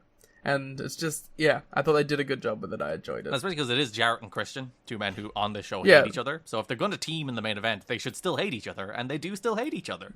They do continue to hate each other. Christian takes credit for all the good things happening in TNA lately, and unlike Jarrett, at No Surrender, he actually won. Plus, he points out, he beat Jarrett for the NWA title back in February, so he's the captain of his team, and Jarrett should follow his lead. He has a valid point. He has proven himself superior to Jeff Jarrett in every way. Our main event, Jeff Jarrett and Christian Cage defeat Ron Killings and Christopher Daniels. Truth runs wild, but Christian dumps him out to the floor as we go to break. Hot tag to Daniels, but Homicide appears and slapjacks Daniels. Christian lines up a frog splash, but Jarrett jumps on the pin for the win. Jarrett grabs the microphone out of Christian's hand and calls out Joe. Joe comes out, brawls with Jarrett. Joe misses a knee, crashes to the floor. Jarrett has the belt back, but then Christian unprettiers him from behind and takes the belt for himself. Rhino appears out of nowhere, gores Christian. Belt falls back to Joe, who leaves with it. I really enjoy that, like, Jarrett just has so many enemies in this world that, like, nothing can work at all because he will fuck it up and piss someone off immediately. I do like the belt keep away thing. It is kind of fun. And, like, it's one of the better cases of it because normally it's like someone just takes the belt and they're like, I am the real champion, and it's like kind of boring and played out. Like, I like this keep away angle. I think it's actually kind of fun. And it somehow always ends up back with Joe. Yeah. Like, a lot of the times, like, without his own doing. Like, it's not like he beat them up and then got the belt back. Yeah, I enjoyed Christian taking the gore from Rhino because you can see him actively throwing the belt in the direction of Joe just to make sure it ended up with Joe. I like to imagine that was just Christian being petty. Mm. Like, the character of Christian was still like, oh, well, I don't want Jarrett to fucking have it. Yeah, Joe can have it, but Jarrett, nah. October 12th Impact. JB is outside Cornette's office. Jarrett emerges and says that sometimes the fight isn't worth fighting, and he's given up on trying to reacquire his belt. There you go. And see, that's the key. You gotta let the world bring it back to you. Mm. That's what Joe's doing, and it's working really well. It does. Every time he loses it, it does somehow like gravitate back to him. Samoa Joe is in the ring with the NWA title. He calls Jarrett a jackass. Not the stunts that were played at No Surrender, just a kind of horse. He says, for the last 4 years, the title has been held hostage by the worst men. Paper champion after paper champion. The belt has been used as a political leveraging tool. It hasn't gotten the respect it deserves. Men like Dory Funk and Harley Race treated the belt like a testament to being the best. At Bound for Glory, he'll hand the belt back to the man who wins the main event on one condition. He gets a title shot. Coolest man on earth. Fair enough. He's got a lot of, like, you know, he's got aura, as the kids say. Christian comes out, and Christian's like, Joe, you were just talking a lot about paper champion after paper champion. You might remember the guy before Jarrett that held that belt was me. Were you talking about me? And Joe was like, yes, I was talking about you. Joe was like, well, Jarrett was number one, but you're number two. Right up there. Christian says Joe can't beat him, says the NWA title was taken from him and he's taken it back. Then Joe invites him to take it, and Christian, instead of taking it right now, proposes they hang it to the above the building and have what is kind of an unsanctioned ladder match for the NWA title. A ladder fight. A ladder fight. Yes, they're simply going to have a gentleman's fight with a ladder and a belt hanging, but it's not a sanctioned ladder match because it's not an NWA title match. Hence why I refuse to rate it. Even though it was the best match on TV this month. It wasn't a match. They're doing a gimmick throughout the month where they have people sitting down doing predictions for Jarrett and Sting. The first one here has They're doing many gimmicks throughout the month. There's so many segments on these TV shows, man. First one here has Ron Killings, and then Rhino, who is like, why the fuck do you want me to talk about this match? I want to kill Christian. I don't care about this match. We have a second one later in the show. Styles wishes it was Jarrett's career on the line instead of Sting, so Jarrett could get out of here. Ha.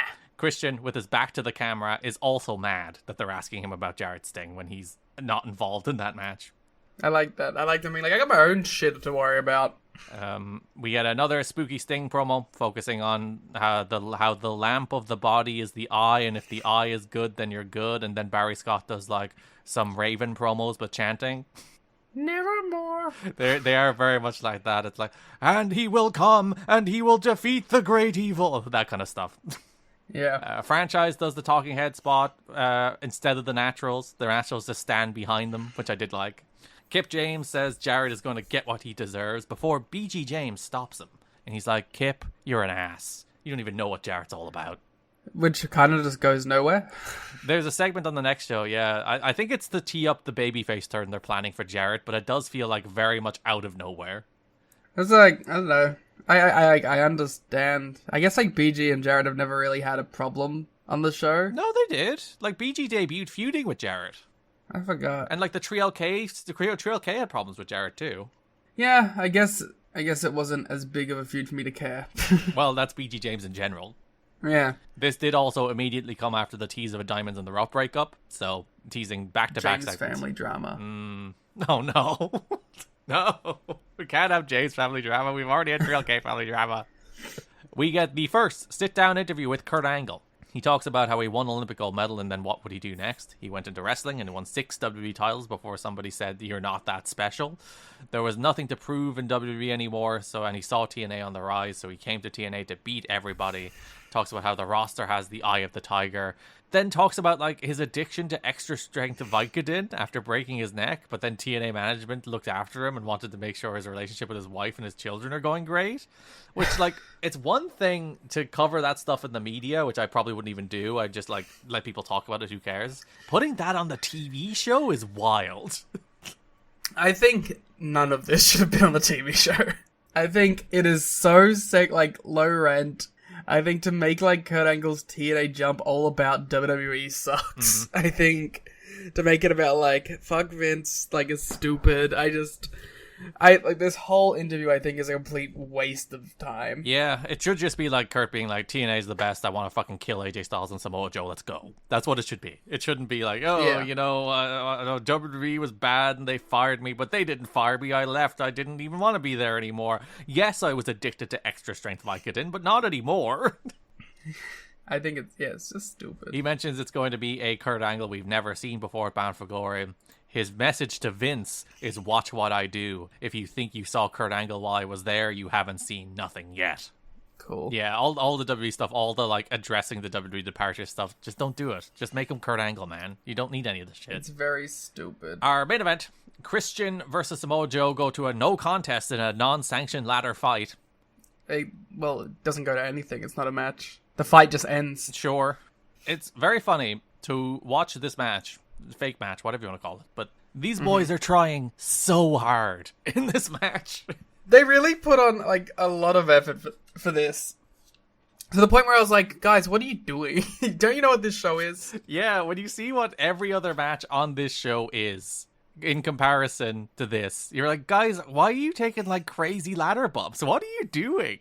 It's because these two care too much. Yeah. Oh, earlier in the show, I guess we should mention it here because we are doing the Monsters Ball stuff. There was a Ron Killings and Lance Hoyt versus Diamonds in the Rough match. Mm-hmm. We're including this in Monsters Ball because we go backstage immediately when the match starts, because, again, that happens in every match now. Of course. Where Raven is shouting at Runt and Abyss about how Joe doesn't respect the hardcore guys and then calls Joe a coconut eater. Crazy. This goes nowhere. This feels like they're like striking an alliance against Joe, but they immediately start fighting after this. They kind of do like everyone knows they have to beat Joe in the actual match. There's like a touch of like Joe's the biggest threat here. But there's like 2 more segments involving all these guys before the pay-per-view, and they all just fight. Yeah, but like you can believe that. But in this match, yes, Lance Hoyt and Ron Killings versus the Diamonds in the Rough. Tell me all your opinions about this match, Liam. Actually, I think you should have many takes about this wrestling contest. The Diamonds in the Rough are breaking up. That's a post-match. No, tell me about the match. Oh boy, I have so much to say. Truth, he's so athletic. Mm-hmm. And he does some athletic things. Bounces around. You can get with this and you can get with that? Exactly. Lance Hoyt allegedly was there. Yes.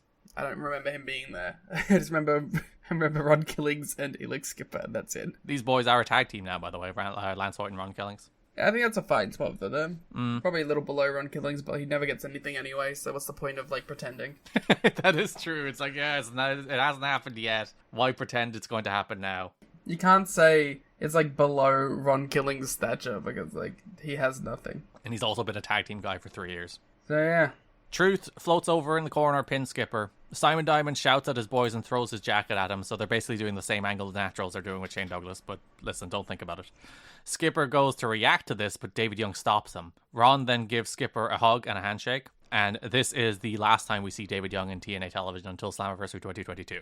David Young is still a bitch about it too. He's like, this is your fault, Elix Skipper. And then we never see David Young again. Well, we will, and I'll give him his remember when in 2022. You're gonna wait till 2022?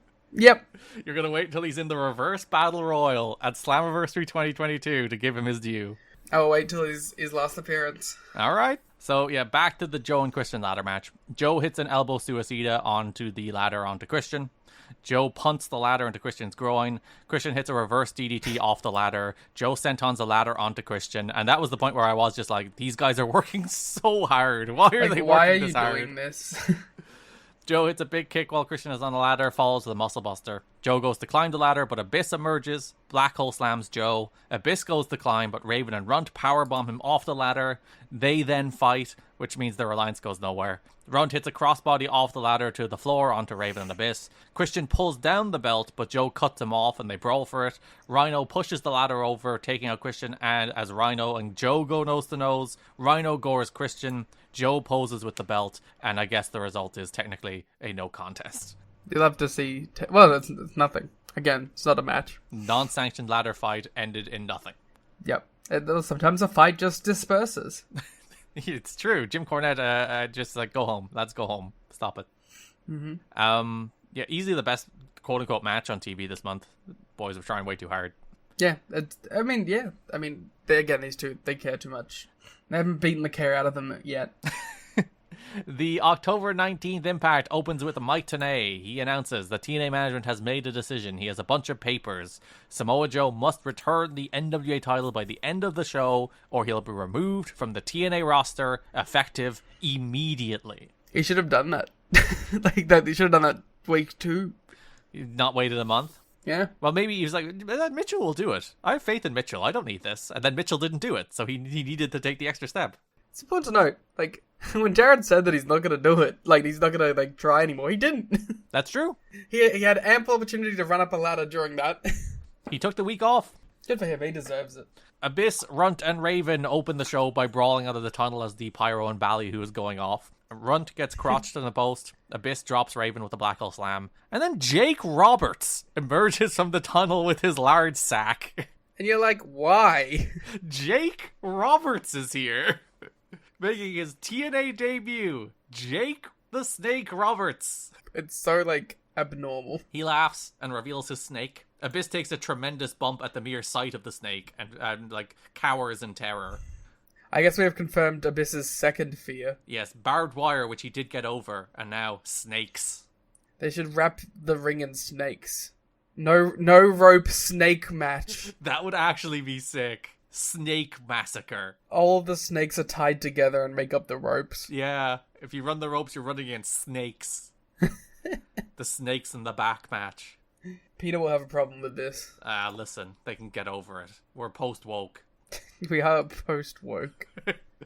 Runt wants him to put the snake back in the bag. Jake DDTs him instead as the snake slithers about. Jake then grabs a microphone. Jake announces that he was asked to be the referee for the Monsters Ball match, but he's worn those stripes before in prison. So he won't be the referee, but he will be the guide that takes them to the labyrinth of their minds. Which by that he means he will be the referee. Yes, he does end up just being the referee. Even Dave Penzer announces him as the special referee. Yeah. It's more of a ceremonial position, you know.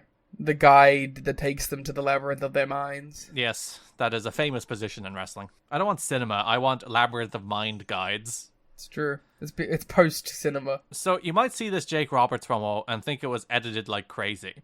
I did think there was something off about it, but I thought that might have just been Jake Roberts. A bit of both, because it turns out, according to Dave, he ended up talking for like 9 minutes. Hell yeah. It was only meant to be 2 minutes, and they cut it down to like 30 seconds. And that's what they got it from it. That's what they got. So yeah, Jake was apparently a little bit of a mess. The segment was a bit of a train wreck. What? His throat was so dry you could barely hear, so they had to like punch up the audio in post. I don't believe any of this for a second. He apparently thought he was doing a second angle of the tapings, and when the second hour taping was over and he didn't do it, he panicked thinking he missed a segment. Oh, he cares. But yeah, Jake Roberts, this is TNA debut, and it's exactly what you would expect out of Jake Roberts' TNA debut in 2006. You'd be kind of disappointed to have anything less than this, to be fair. If he came out and was coherent and normal, you'd be like, oh, well, good for him, I guess. You're like, what? You're like, why? A limo arrives. Kurt Angle emerges. He says it's real. It's damn real. My favorite thing about it is JB goes up to the limo and like, this must be Samoa Joe. It's like, You think any part of Samoa Joe is arriving in a limo? Famous limo traveler Samoa Joe is here at the show tonight. So I was like, I was going to be like thoroughly shocked if Samoa Joe walked out of that. JB is just too used to everybody arriving via limo. Apparently so. BG sits down with Mike Tenay to explain his blow-up at Kip James last week. Yeah, please explain this to us. BG talks about how he knows Jeff Jarrett, the man. Jarrett took him in. BG screwed up and lived with the Jarrett's family for 6 months. Says there's a man behind Jarrett and a reason for his actions. Shut the fuck up. I don't understand why you do this before he loses the title. Because at this point you just think BG James is going to go heel. Yeah, it doesn't make any sense. Because, like, you built Jeff Jarrett up as the greatest evil in the world for 4 fucking years. And Sting is finally going to be the guy that finally takes him down off his perch. And, like, in the 2 weeks before the go-home, you have a guy being like, actually, guys, he's misunderstood. To be fair, I don't think anyone gives a shit about what BG James thinks of Jeff Jarrett. I don't think it's taking away from the great evil. Yeah, it's just a weird choice. And I get why they're doing it, because they want to lay the seeds for the babyface turn that is to come after Bound for Glory. But yeah, it's just like, do it after Bound for Glory, guys. We get another spooky Sting video. He is the Alpha. He is the Omega. He is the Takeshita. He is the Omega. Mike Tenay, he's in the ring with Earl Hebner. They're like, we need the title back right now. Here are the papers that say if you don't give it back to us, you're fired. That felt like a weird contrived prop for Joe to just rip something up, by the way, but still. Joe comes out. The crowd chants, keep the title at Joe. He analyzes the papers. Joe rips up the documents as, for the first time in TNA history, Kurt Angle's music hits. It is, like, I do love that, like, people kind of like, what the fuck's happening? They're like, oh shit!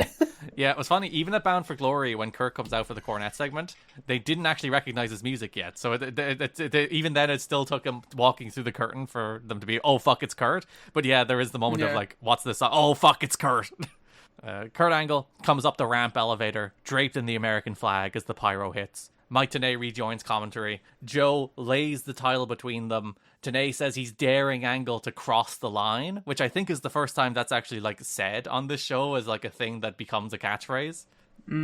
Comes the catchphrase. They go nose to nose before Angle headbutts Samoa Joe and hits the Olympic slam. This is where Tenay goes into overdrive. He's like, can you believe it? Kurt Angle's in the impact zone. His call of like Olympic slam by Angle on Samoa Joe. All fucking timer. Tenay's so good here. Everything's going fucking nuts.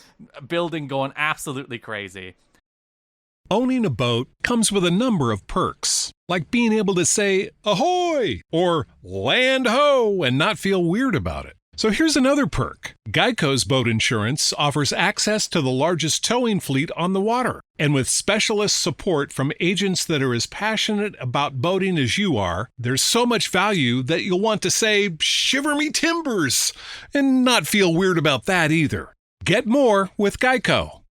Angle poses with the NWA title, but a bleeding Samoa Joe rises behind him like a fucking anime villain. Like, hits him with an enziguri. They brawl as Jarrett sneaks in to grab the title back. Jarrett looks longingly at the belt, leaves. They replay the headbutt as security and officials try to separate Angle and Joe as we go off the air. But yeah, the headbutt is like one of the iconic moments. Just because Joe is busted open hard way, and then the Joe rise spot and the shot of Joe bleeding behind him, it's all so fucking good. It's one of the all-timer, like maybe the best TNA angle. I think it is. And I think the thing that like sets it apart from most other debuts and stuff is that like Joe doesn't look weak here, and it doesn't make Kurt worse that Joe doesn't look weak here. Like they somehow. And I guess that is kind of hard to do in wrestling, is like, they made them both feel equally as important during the Kurt Angle debut, which is, like, crazy. Yeah, it wasn't just Kurt Angle eating up Joe after Joe was the guy in TNA for 18 months. No, Liam, you're becoming Russo-filled. Well, until he proves me wrong. He has booked a month of good, crazy television. It's true. But yeah, everything about this segment is awesome. Mike Tenay is awesome. Angle is awesome. Joe is awesome. Even Jarrett, like, sneaking in to just get the belt in the slimiest way imaginable while these two killers are looking to kill each other. A great payoff to the whole thing as well. Like, the whole months of story, like it's a great payoff that, like, Jarrett just sneaks in like a fucking snake and just gets it. Like the living cockroach that he is. And then looks at the belt with a little bit of like, is this even worth it? Yeah, amazing go home segment for a match that's not happening for a month, but that's fine.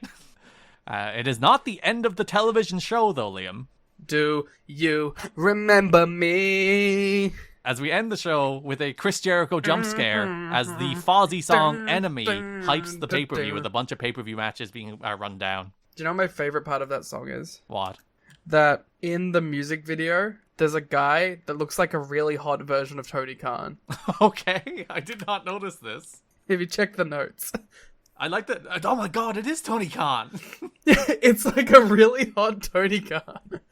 Maybe it is, but like, who's to say Tony wasn't a much more well, not that he is not a handsome man, but he's just a jacked man. Yeah, maybe this was He's Tony like back if in 2006. Superman was Tony Khan. Yeah. Damn, Jericho going to AEW was like destined. I know, right? But yeah, this is Chris Jericho's only appearance on TNA Impact. For now. That is true. He could technically have one further down the line from now. We're leaking it right here. Chris Jericho is going to debut on TNA in 2027. It is a contract year for Chris Jericho.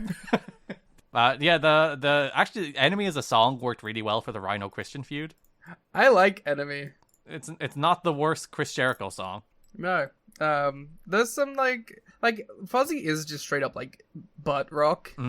But like some of it's some good butt rock. Judas is a good song. I like Live Wire. Okay.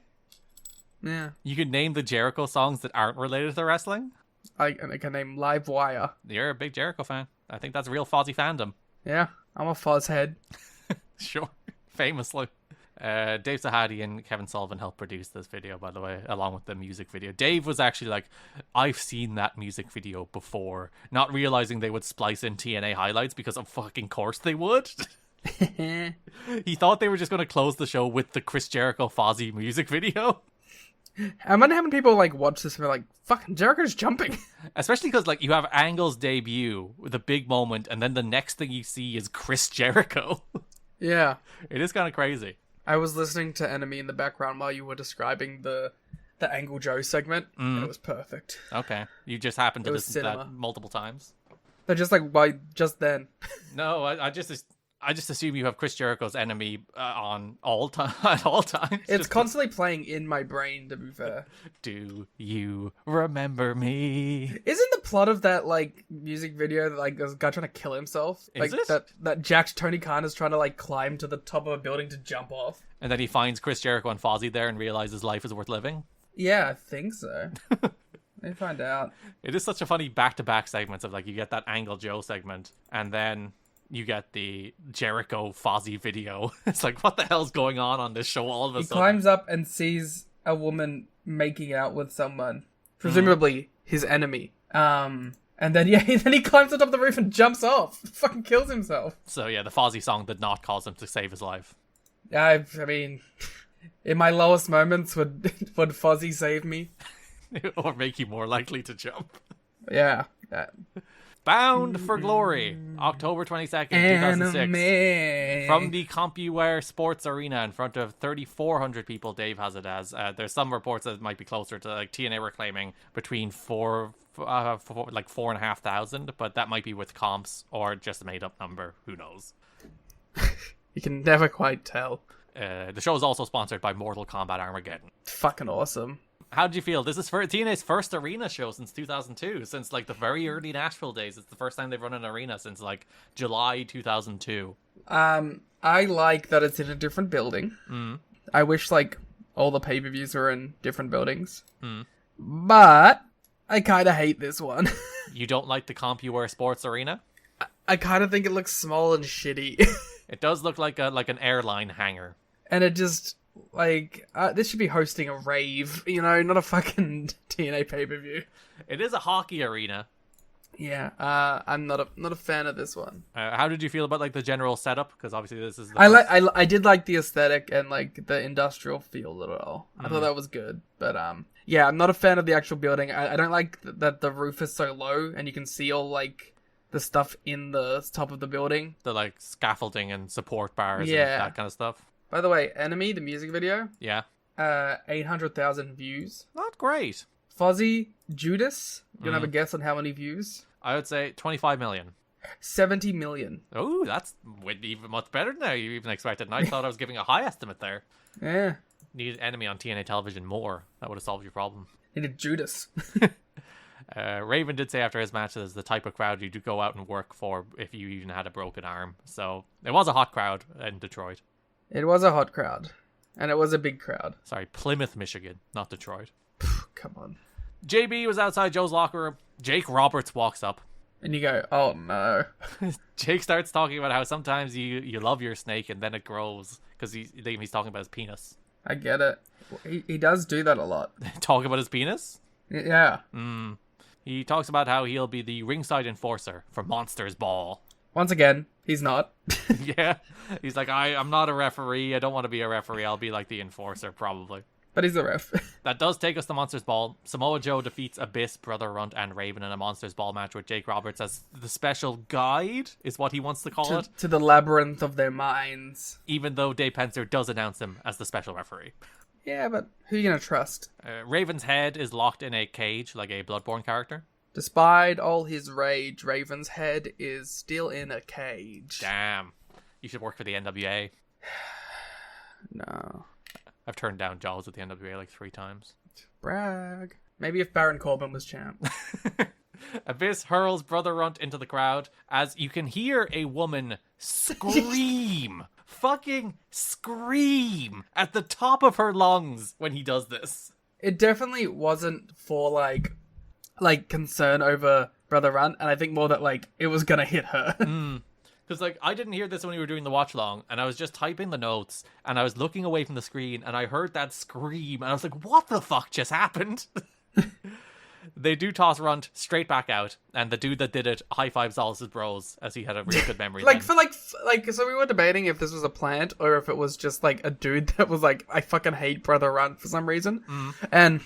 like, very quickly, it became, like, a realization that it was just a guy who fucking hates Brother Runt because he was so excited. All his boys were gassing him up so hard that he just fucking shit-canned him.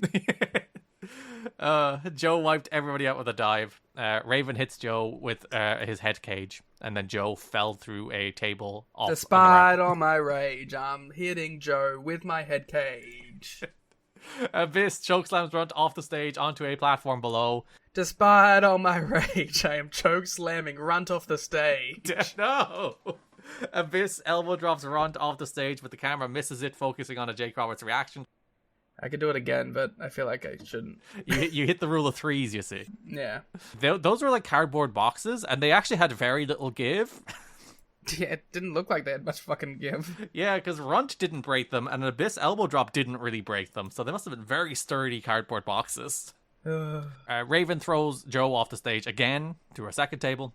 Jake is going to unleash his snake, but then Raven jumps him, a man of decency. Joe sentons Abyss face first onto thumbtacks. Which is a fun bump. Crazy for this dopey mid-card Monsters Ball to take a face first. That's bound for glory, baby. Senton thumbtack bump. Wild man. I love you, Abyss. It's bound for frickin' glory. Jake comes back, drops Raven with a DDT. Joe falls with the Muscle Buster for the win, and then Jake drops his snake on Raven after the match. It's like a pretty good match. It's not like amazing. It's silly, like hardcore spectacle. It's nowhere near as good as the Monsters Ball match on last year's Bound for Glory, but it's silly hardcore spectacle. I do feel like they tried an extra level because I think they probably felt they had to live up to that match last year, and they failed, but they did, I think, kind of try. And Jake Roberts there is funny. Jake Roberts is funny. That is the best review possible. Jake Roberts talking about his cock and just being a weird freak. Jim Cornette comes to the ring. His voice is gone. He's sick, but he says he would have been in intensive care before he missed this show. Cornette says tonight is not the time and place for Angle and Joe to settle their problems. I say, why not? That would be sick. Cornette announces if Joe interferes in the world title match, he'll be removed from the TNA roster. A lot of threats of firing Samoa Joe lately. To be fair, I think it's about the only thing that fucking works. Angle's music hits. The crowd still don't know Angle's music well enough to react to it, but when they see him, they do react. Kurt says TNA is the best, screw the rest. It says Jarrett versus Sting will be one of the greatest main event matches ever, and he'll call it down the middle. But then he turns the cornet and says, I don't need a buffer between me and Samoa Joe. Joe comes out, they brawl, security immediately separates them. They break off a couple of times as they scream furiously at each other. It's very weird to see an angle on pay-per-view for TNA. You don't get a ton of, big, we're going to have a talkie segment in the middle of a TNA pay-per-view. Yeah, I'm trying to think. The last one that immediately comes to mind is the Christian debut, and that was nearly a year ago at this point.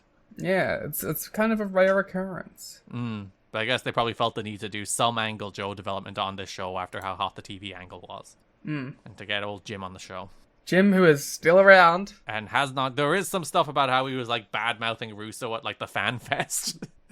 As he fucking should, to be fair. But yeah, Jim hangs on for a good while with Russo around, so... They managed to keep it separate for a minute. And then, main event. Sting defeats Jeff Jarrett in a title versus career match for the NWA World title with Kurt Angle as special enforcer.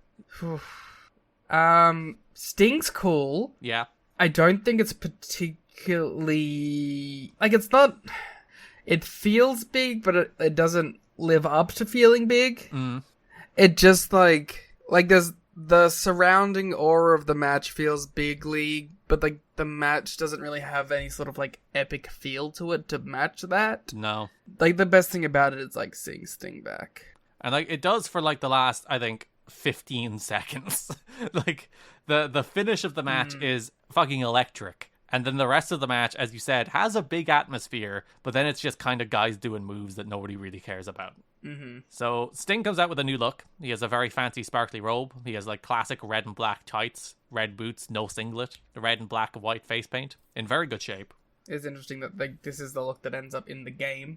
Yeah, that is not fun. Exactly like these tights, but this era with the tights and no singlet and the color in the paint. That Sting would have this look for a month of his TNA career, and it is the one that ends up immortalized in the game. The early goings of this match is Jarrett dominating Sting. Jarrett wins every early exchange as Sting powders out. Sting eventually hits a powerbomb, runs wild a little. We get classic brawling at ringside as Sting hits a suplex on the ramp. Angle goes face to face with both Jarrett and Sting at various points, stops them from using a chair. Sting sidesteps a Jarrett charge as Jarrett nails Angle. Jarrett DDTs Sting on the ramp and takes over. They collide with a crossbody at the same time. Rudy Charles is about to count both of them out for 10 when Angle just drops him with an Angle slam and takes over as referee.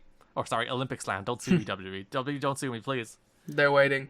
Sting kicks out of a stroke to very little reaction. Yeah. Jarrett does the one arm in the air on a tombstone. He's a loud one. As a treat. Jarrett goes for submission attempts with a figure four and an ankle lock. Sting grabs his bat, but Angle stops him. Jarrett then hits Sting with the guitar. Sting no-sells it, fires up, locks in the Scorpion Deathlock, wins the NWA title. Sting celebrates. Jarrett looks sad. It's like when he gets hit with that guitar, you're like, yeah, we're finally... Oh, he's the one. He's won. He won the belt. And the crowd go fucking crazy when he no-sells it. It's like the time that the match comes alive for those 15 seconds, or it's like guitar shot, Sting no-sell. Don West calls it in my favorite way imaginable, where he just forgets words. He his call is like Sting dabba doo da. Sting dabba doo da. He's so excited that he just loses the capacity to form words and just makes noises. It's the best. And Sting just locks into the Deathlock and wins. The crowd go fucking crazy the second he no-sells that, and the finish is really good. But as you said, the rest of the match is kind of just there. Yeah, I'm not exactly infatuated with this match. Yeah, Sting bell to bell in TNA, he's shaky. He's not he has good matches and very rarely has flat out bad matches. But a lot of the time it's just kind of this, where you're kind of left being yep, that was a Sting match. We're not quite in the era of big Sting great matches in TNA yet. No. The Bound for Glory main event next year, which is him and Kurt, is a much better match, if memory serves. I haven't watched it in a while. Well, even eventually when we get to the Jeff Hardys and the Aries and the stuff like that. It's just a better crew, I guess. It's funny because he's older, but I feel like he has better matches. And famously bad matches would maybe one of them. Yeah, okay. When he comes back and he has his all-time run. So Jeff Jarrett is taking about 8 weeks off from TV. The Observer says 4 months. It ends up being closer to... Actually, no, 4 months is about right. 4 to 5 months. Then he'll be introduced as a babyface. There had been talk of incorporating Jarrett's real-life issues into the storyline when he turns babyface. Jarrett's wife Jill, who was diagnosed with breast cancer about 8 years ago, was originally treated with traditional radiation and chemotherapy. The cancer went into remission and returned last year. The idea was to use an on-air storyline to garner sympathy for Jarrett, but perhaps explaining that a family member had cancer without getting too specific or making up a family member that doesn't exist, just to keep real life and storylines separate enough to not get too close for comfort. So that is the Jarrett babyface turn coming up. We will see how that goes. Sting got lost a few times during his match with Jeff Jarrett, which is not unusual for him, apparently. Back when he was in a four-way with Scott Steiner this summer, he missed enough spots that Steiner confronted him backstage afterward. Apparently, the always diplomatic Steiner began, "What the fuck happened out there?" Sting had no idea he was off and wrote it off as having a bad memory. Okay. Come on, guys. From the Wrestling Observer, Sting showed up and had no idea Angle was going to be part of his match. He didn't complain. He just didn't know. While part of the blame can go to the company for a lack of communication, others are saying it showed a lack of professionalism on his part to be so unaware of the industry and the job that is paying him so much money. Hey, he's off getting fucking gassed up for 4 weeks. He's not watching Impact. Come on. He's fucking talking about Jesus and injecting steroids into his ass. He's not watching Vince Russo booked television. He had to do that for enough of his goddamn life. The funny story to some was that Sting forgot to bring his white face paint with him. When he realized it, TNA had people go all over to stores and couldn't find any white face paint anywhere. The day ended up being saved as during the show, a TNA official found an ICP fan in the stands with his face painted. They asked if they could borrow his face paint, which he had in his car, so about 1 hour before Sting's match, a fan went to his car to give TNA officials his white face paint. That's crazy. ICP saving the day as usual. That's crazy. Mm-hmm. Sting, what's happening with your brain? Not a good... It's too Jesus. His brain is Jesus all the time, not face paint. Yeah, he took up all of his memory with, like, fucking Bible verses. Yeah, he can't remember his spots, he can't remember his paint. How did this man, like, get better? By getting older? I don't know. How does that make sense? I don't know. Sting was one of the few people let in on the Angle signing. Sting was in Nashville. Well, to be fair, he did forget the next day. They knew they could tell him because he wouldn't leak it, because he wouldn't remember. Sting was in Nashville the day Angle was in town for the vignettes, and Dixie Carter said she had a surprise for him. Dave Hawk came in at first, and Sting didn't understand. And then Angle came in, and Sting freaked out. I was going to think, like, Sting and Angle probably have never even met. Yeah, that probably would have been the first time. Well, Sting might have been, like, backstage once or twice, I guess.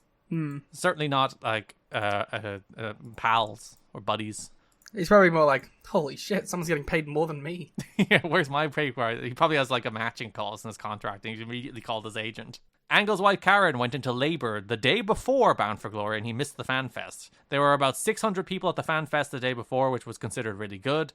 They were all given something that enabled them to get into the arena at 1 p.m. the day of the pay-per-view for a personal meet and greet with Angle, since he was the biggest star advertised. Karen, who was expecting a boy, had not given birth at press time when this Observer was released shortly after Bound for Glory.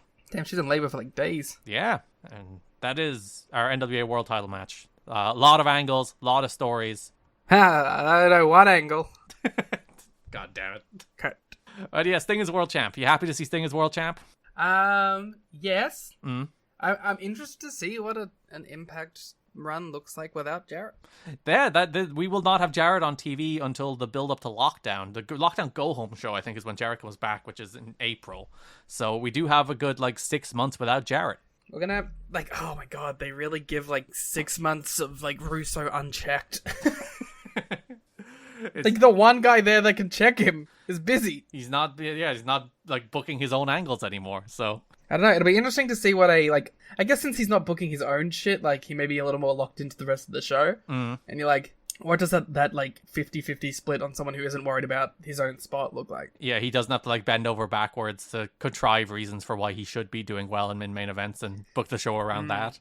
Yeah, it's going to be an interesting little run here. We will round out the rest of the Rhino Christian stuff. So back to the September 28th Impact, we get a recap of Rhino versus Christian at No Surrender. We then get a Rhino at the press conference. The doctors have advised him not to wrestle for 12 weeks, but he can't do that.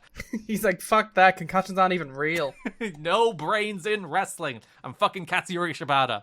Sting can't remember what he did yesterday, but yeah. He wants an 8-mile street fight against Christian at Bound for Glory. This was like bizarre because like it was cut together. Rhino clearly talked for at least like 2 minutes and it was cut down to 30 seconds with like 3 hard edits. It's like, man, the editing on the show is crazy now. During a Chris Sabin, Jay Lethal, and Sanjay Dutt versus Alex Shelley, Johnny Devine, and Senshi match, shock of all shocks, Christian joins commentary within the first minute of it. What do you mean? We can't have wrestling on the show, Liam. We gotta have angles. He's also there for, like, a match that has nothing to do with him. And he is gone before the end of the match. He's literally just here to have an angle.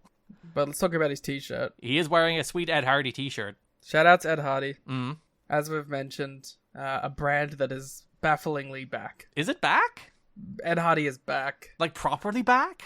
Not, like in the, like, so, like, 90s, like, fashion is real big at the moment. Mm. And with that has come like a renewal of like people buying like vintage Ed Hardy shit. If we get like the return of like Affliction and Tap Out, I'm gonna lose my mind. I think kinda. Affliction, maybe. Ed Hardy, yes. Tap Out, probably not. Don't WWE own Tap Out? I don't know. I think they bought Tap Out. Maybe I'm Sounds imagining that. realistic to me. But yeah. Do you have an Ed Hardy shirt? I hate it. I will not do it. You're never gonna wear an Ed Hardy shirt? No. I don't like that. But it is certainly popular here. Everyone's just dressing like 90s skaters now. That's cool, I guess. There are worse aesthetics you could cling on to. It's just like baggy jeans, like 90s washed shirts, and then jackets is the look of fashion in Melbourne. Christian accepts Rhino's challenge for the 8-mile street fight at Bound for Glory. He says he wishes Rhino was here right now so he could confront him to his face. Rhino appears, but then security immediately intervenes. As we come back, Christian is talking about how lucky Rhino is that security is holding him back. I love this like little pissant Christian shit. It's like real straightforward, simple heel stuff, but it works every time. I know, like, it's the most basic shit, but there's a reason it's been around the entire history of wrestling, you know, like, it just hits. Yeah, you don't have to complicate it. It could just be the heel being like, you're so lucky security is holding you back, then he breaks off from security, and then he runs away like a coward. Like, he gets like a cheap shot in, and then like runs away. Mm-hmm. Yeah, Rhino breaks free of security, charges Christian bails, so he is gone for the rest of this match. We'll talk about the rest of this match when we're talking about the X Division. The October 5th Impact, we have a feature on Rhino talking about his tough past. It was a war then and a war today. Some men from the streets attest to how tough and cool Rhino is, as this is set to an instrumental version of Lose Yourself by Eminem. He'll show Christian a nightmare he'll never forget at Bound for Glory. Yeah, I don't know. I don't really love this, but like I got it. Yeah, it's a simple like Rhino is a tough man, every man on the street. Christian is like a. I think I've just had too many Rhino is the Punisher vignettes now. There is a bunch of stuff, as we mentioned, where Rhino and Christian are involved back and forth with various world title theft angles. Mm-hmm. And then go home show, we have Christian Cage versus Norman Smiley in an Orlando street fight. This might be like legitimately my favorite match. It's like a minute long. I know, but it's just silly and stupid. And I love him hitting fucking Norman with the chair, but Norman's wearing the fucking football helmet, no sells it, but then he just takes it off and fucking romps him with it. Christian comes to the ring with 2 chairs. Norman is, as you mentioned, in his like WCW hardcore gear, so like football helmets, pads. A reference I definitely get. Yeah, you know Screaming Norman Smiley from WCW? All I know of him is the hardcore stuff. Which is all there is really to know. And then he fucks in the ass. Yeah, he does love wiggling into your bum. Somehow that was more lewd than what I said. A lot of talks about snakes and wiggling in this month of TNA. We explain at one point, TNA explains that Christian posted an open contract for an Orlando street fight, which felt like TNA retroactively trying to explain why this random street fight was happening on TV. Rhino should have answered that. That felt like my TNA trying like on commentary after this was taped, being like, "Why the fuck is this street fight happening?" Yeah, I mean it's an easy one. He picked an easy opponent to have a street fight with to like test it out. Look tough and cool, yeah. Christian hits Norman with the chair in the hat, but the helmet protects him, so he does a dance. It's so good. Norman goes for the wiggle, but Christian low blows him, hits the unprettier. Christian hits a concerto for the win. He pulls out a straitjacket and goes to tie it on Norman. Sharkboy makes the save, but Christian brains him with the football helmet. A lot of concussions this month. A lot of Shark Boy verse this month. Shark Boy goes to put the jacket on Christian goes to put the jacket on Shark Boy. Shark Boy puts it on himself. Yeah, he puts himself in a straitjacket because he's crazy like that. He's a madman. You know. Christian puts the jacket on Shark Boy, but Rhino makes the save, which does take us to Bound for Glory. JB has Christian. Christian talks about how everybody talks about Rhino as just like them. He's an everyman. But where I come from, all those people are loser and bums. If he thought the concussion was bad after tonight, he's not going to be invited home for dinner at the Rhino's house anymore. Then comments that his aunt's cooking sucked. A local sports reference, catchphrase. Hell yeah. 8 Mile street fight. Christian Cage defeats Rhino. Dun dun dun dun dun dun dun dun. You had a lot of issues with the 8 Mile road signs. Yeah, okay, so you know immediately this is like a gimmick sign because it's the size of them. Mm. And like, unless Americans simply cannot see anything ever, like this is not real. This cannot be real. It was a very comically large road sign. It was insane. I'm gonna go hunting around Detroit to try and find a sign this size. If you live in Detroit, I want you to take pictures of the 8 Mile road sign and send it to us. On Twitter, at TNA History Pod. All our Detroit listeners, I know you're out there. Let us know how big those signs are and whether Liam is right or wrong. It simply cannot be true. Rhino enters through the crowd and then goes backstage to meet Christian. I did like Rhino's crowd entrance. Because he's a man of the people, Liam. You know who had a really cool crowd entrance? Who? Recently? The AEW show that had Hobbs coming through the crowd looked sick. Because it was like some, like, was it the Vegas taping, I think? I don't remember which one it was. But, like, yeah, he went straight through and it looked awesome. It was all, like, bright and, like, looked like a cool, unique building. These are the kind of buildings I would have honestly loved TNA to run for their pay-per-views. As opposed to, like, the same building that looks like a worse version of a WWE show. No, I mean, I'm talking about now. Like, in 2006. That's what I mean. Because, like, the CompuWare Arena is just, like, a more run-down version of, like, a building WWE would run. I think it's looks like a building ROH would run. Oh, it's like that Terminal 6 or whatever? Terminal 5? Yeah, like, it just looks like ass. Like, it just looks like a big shed. Like, I would like these, like, weird sort of... I mean, I get it. Like, these are, like, legitimately, like, the hardest kind of buildings to find. Like, these 2,000 to 4,000 seaters or whatever. Yeah, the mid-range ones. It's very easy to go, this is the kind of buildings AEW should be running. And then you're like, well, there's not a lot of them, you know? It's hard to find them. It is kind of crazy how literally every single city in America has a 15,000-seat stadium. Yeah. All of Sports. them. Rhino goes to meet Christian backstage. They brawl in front of some cars. They don't really do much with the cars, but they brawl in front of them. Yeah, it sounds like they're going to do something really cool and, like, do, like, a fucking Def Jam Vendetta, like, fight. But they just, nope.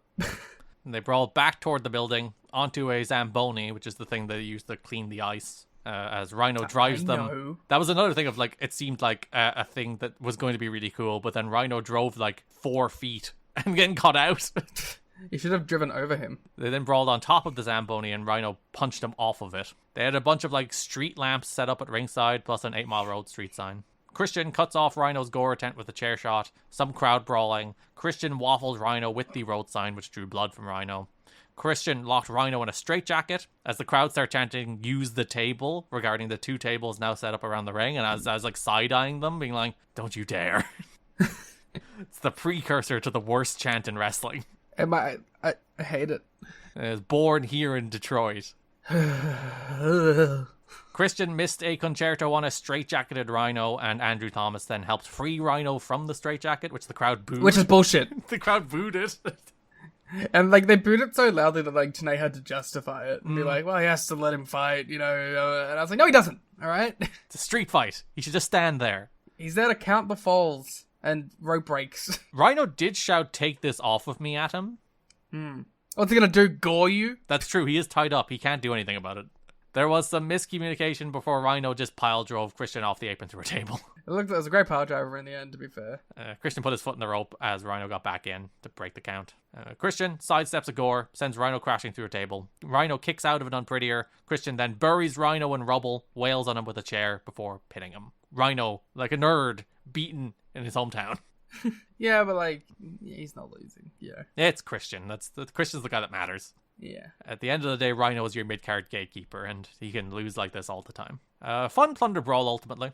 Yeah, it's fun. It's not like something I would recommend anyone has to go like catch, but like it's fine. You would have maybe hoped it was like more of a hateful blood feud match, but it was more of like a regular plunder match, and that's all right. I don't think this company has hateful blood feud in them at this point. Well, we're not going to talk about it next. Actually, are we going to talk about it next? We are going to talk about it next. How about AJ Styles, Christopher Daniels against LAX? Well, I don't think that was like hateful blood feud as much as it was like they were stabbing each other with forks. Yeah, Homicide does that to everyone. But Daniels stabbed him with a fork too. I guess it was a little hateful blood feud. But like they jumped AJ Styles in Mexico. Who doesn't? Wow. In my head I have like a real like high standard for what that means to me. Like, if it's not Tony Storm and Mariah May gluing fucking glass to their fists as they punch each other, like, I need that much blood. Alright. But I get what you mean. It's funny, when I was thinking about times in, like, TNA when they, like, did have that kind of feel, I was thinking of, like, tag stuff, too. Or Harris Storm. Harris Storm next year is, like, the big one. Yeah. That is, like, the most hateful blood feud blow up. So that doesn't count. It's not real to you. Not yet. Don't predict the future. Anything could happen. That does bring us over to the tag team division, starting with LAX versus Styles and Daniels for the NWA World Tag Team titles inside 6 Sides of Steel. And also some bullshit. There's always some bullshit. There's always the naturals. You always have to suffer the naturals. It's insane. They're coming off the back of No Surrender, in which Styles and Daniels regained the NWA World Tag Team titles versus LAX. We announce at the press conference on the first show of the month that Styles and Daniels versus LAX will be a rematch at Bound for Glory, but this time inside a steel cage. Conan sees the steel cage as a metaphor. Fences are usually designed to keep people like them out, but now it'll keep Styles and Daniels in. That's a great line. Yeah, you want to build a wall? Well, build a wall around them to keep them in something. And that is the stance you firmly are behind? I love walls. I also love ladders. Walls and ladders. Tables, ladders, walls. It's my favorite modern adaptation of Snakes and Ladders. It's walls and ladders. Conservatives keep building... That sounds like a MAGA board game. Yeah, the conservatives keep building the walls, and then the illegal immigrants bring ladders to climb the walls. This is a thing people would actually make. No! Coming soon to Garrett's Etsy. Yeah, we're going to sell them on Patreon, actually. Nope, I don't co-sign this. Liam loves walls and ladders. I've never said such a thing. Liam hates Conan. Oh, yeah. Liam's like, get out of my country. Not in my country, mate. We don't take immigrants. Well, that's its own problem. October 5th Impact, we are told that we need to be shown footage of something that happened to AJ Styles in Mexico. Something brutal, something violent. We are shown that footage. AJ won a trophy on a AAA crossover show. Then Homicide and Conan confront him. They attack AJ as a dozen other guys appear out of nowhere and also jump AJ. I love that, like LAX rolls deep in Mexico is great. I love them chanting like, Mexico, Mexico, as they beat the shit out of AJ. AJ, why would you take a booking there? Hey, it was an official TNA sanctioned booking. They sent him there. They sent him to die. He should sue them. Conan says that's what happens when you come to Mexico. I do like the idea that AJ set foot in their territory and then they tried to kill him. Yeah, makes sense. LAX faced the tag team of Jeff Watson and Tyler Black.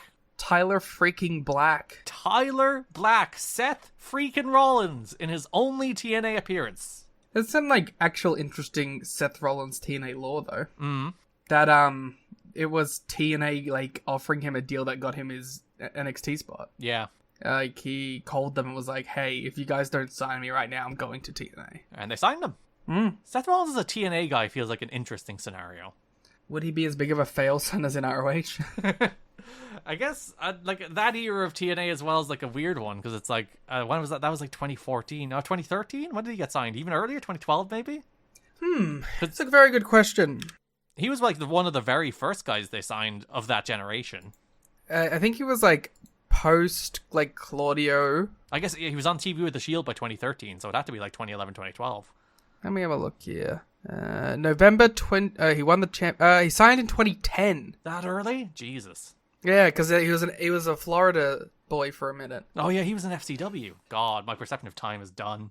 And then he, like... So he was in development for, like, 2.5 years. So, yeah, this would have been, like, him jumping to Hogan Bischoff TNA. Which, like, honestly does kind of feel right.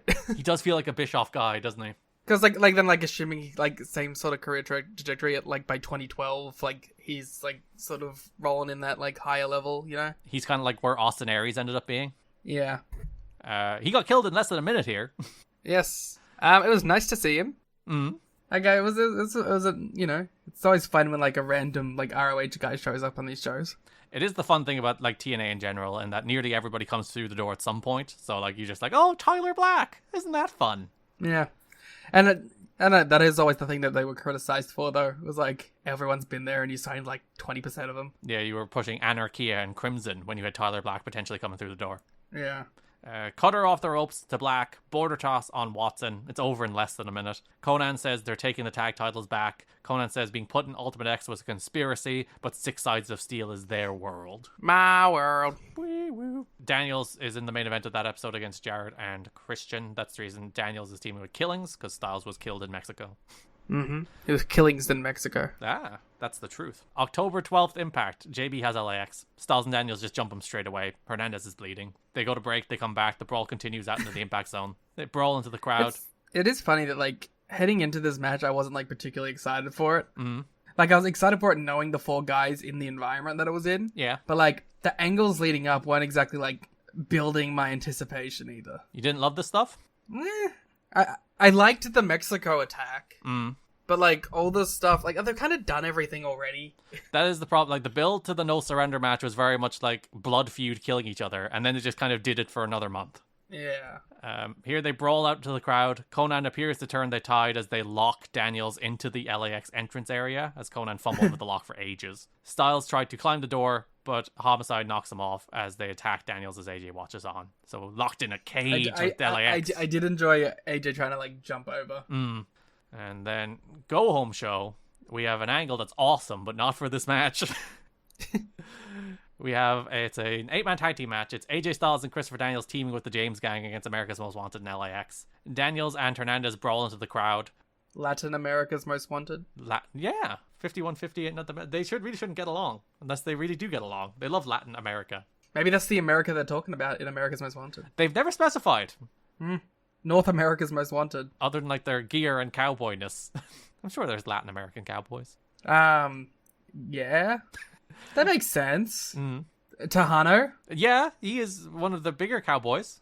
We see him all the time on Lucha Underground, which you can watch behind the Patreon at tnachat.com. Hell yeah, plug. Willie Urbina throws water on Daniels, so Daniels handcuffs him to the LAX entrance gate. AJ gets the hot tag, runs wild with a reverse DDT on Homicide, Pele on Harris. Storm cuts him off with a super kick, but then Harris and Homicide argue over who gets the pin AJ. Willie is still calling the match while tied to the gate, which I did enjoy. Styles knocks Harris into Homicide, rolls up Harris for the win. This is where Tenay announces that AMW will face Team 3D, the Naturals, and the James Gang in a 4-way at Bound for Glory. We'll talk about that separately, though. AMW are arguing. Conan comes in. Pie faces Gale. Gale slaps Conan. Conan 6 LAX on AMW. Gale tries to intervene, but then Hernandez throws her all the way across the ring with a fucking border toss into the next county of Florida as they bury AMW in the Mexican flag, and they replay the border toss a bunch. Fucking killed her with this border toss. Ugh, it's disgusting. I guess AMW babyface is the next area we're going. Yeah, babyface AMW against LAX. Now that has potential for blood. It should. As long as we don't gimmick it up by electrocuting a cage or some shit. As long as we don't Russo this shit, this should be great. Yeah, the angle with the border toss on Gale, awesome. Gale took it like a champ. Apparently, because we posted this on Twitter, and then Gale was talking about it, and she was like, "It was great, didn't hurt, everything was fine." Cool. Gail talked about it because of us? Yeah, she quote tweeted. I don't actually. She did one of the annoying things of someone else did the thing where they shared the video from our account. And Gail saw that one. Gail, how dare she not? You're never gonna make it to the "You Got to Be Kidding Me" Hall of Fame with that attitude. That's true. You have to click the thing at the end to go through to the original tweet. Gail, come on. She should have a talk with her social media manager. You don't want to give the clout chasers the attention. Just us, the cloud chasers that started it. Hey, we watched. I have not to go off on Twitter. Yeah, speak on it, King. I have no problem with anybody who's ever sharing stuff that they're watching on Twitter. I think that's really cool. When you're watching wrestling and you're like, hell yeah, look at this cool thing I saw. That's awesome. It's the best. Unless it's New Japan, where you'll be shot to death. Yes, TV. How the fuck do you pronounce that? Asahi. Asahi. There you Asahi? go. Is it Asahi? Wait, I might have fucked that up. It's like with the beer. Well, it's spelled Asahi. We'll take it. They will send a ninja to your house and stab you in the gut with Why ninja? Gigantic knife. I was literally about to say ninja? sword, and I started saying knife to seem less like a stereotype. Maybe I Why that? Listen, Makes you think. I think they would have sent a regular hitman, personally. you started this show comparing me to Hitler. Then I produced the killer board game Walls and Ladders. And now I am maybe stereotyping Japanese people. Gail, where the fuck is this tweet? This was like fucking 2 months ago. This was in January. Oh, we posted this 2 months ago? I watched these shows first in January, buddy. I thought you re-uploaded it. No, I have to watch these shows again. Oh, Gail. I guess I can go through our stuff and find it, but whatever. Should have retweeted it. What are we doing? No, but then it would have shared the Cloud Chaser. But yes, I have no problem with people who are watching stuff and sharing the stuff they watch. The people who just like literally go to find stuff to share on Twitter for clout, I fucking hate them and they should die. That brings us to the pay-per-view, in which Conan does a promo before the match. He says it takes a nation of millions to hold them back and a company of racists to hold them down. They'll raise violence to a new level tonight. Conan calls Gail Kim, and this is the Conan quote. It's very important to say this is the Conan quote. Calls her an Oriental bitch, and they border tossed her right back to Korea. Gotta be clipping that one. No. We have returned to the early podcast bit. No, she actually said a lot about this. Yeah. She had like 3 tweets about it. Oh, it was Triple H's thoughts that did it? Yeah, oh yeah, that's what made me mad. Yeah. Can we take it down? I could delete the video. Fuck, that's like the worst account. Yeah, of all the ones. Fucking clout-chasing engagement bait cunt. The pitch presented by Jeff was border toss or cop killer. I picked the first. I trusted both of them, but I also cringed at the cop killer for some reason. Oh, and then she's just playing. She's happy to do stuff. She's just happy. And then she said, someone said, probably be more pissed about Hernandez being dangerous. And Gail said, he wasn't. And then the guy said, I'm sorry. I'm sorry. I love when people back down like that. Oh, yeah. And then Hernandez talked about it. He said, he called her a warrior. And then she said, thank you for making us baby faces. Spoilers, Gail. And then, wait, there's a lot of, oh god, we should have, what the fuck? There's so much about this. And then she said, remember when you asked me if I wanted to go Sanjay far? And she did. And then, yeah, thank you for making us baby faces.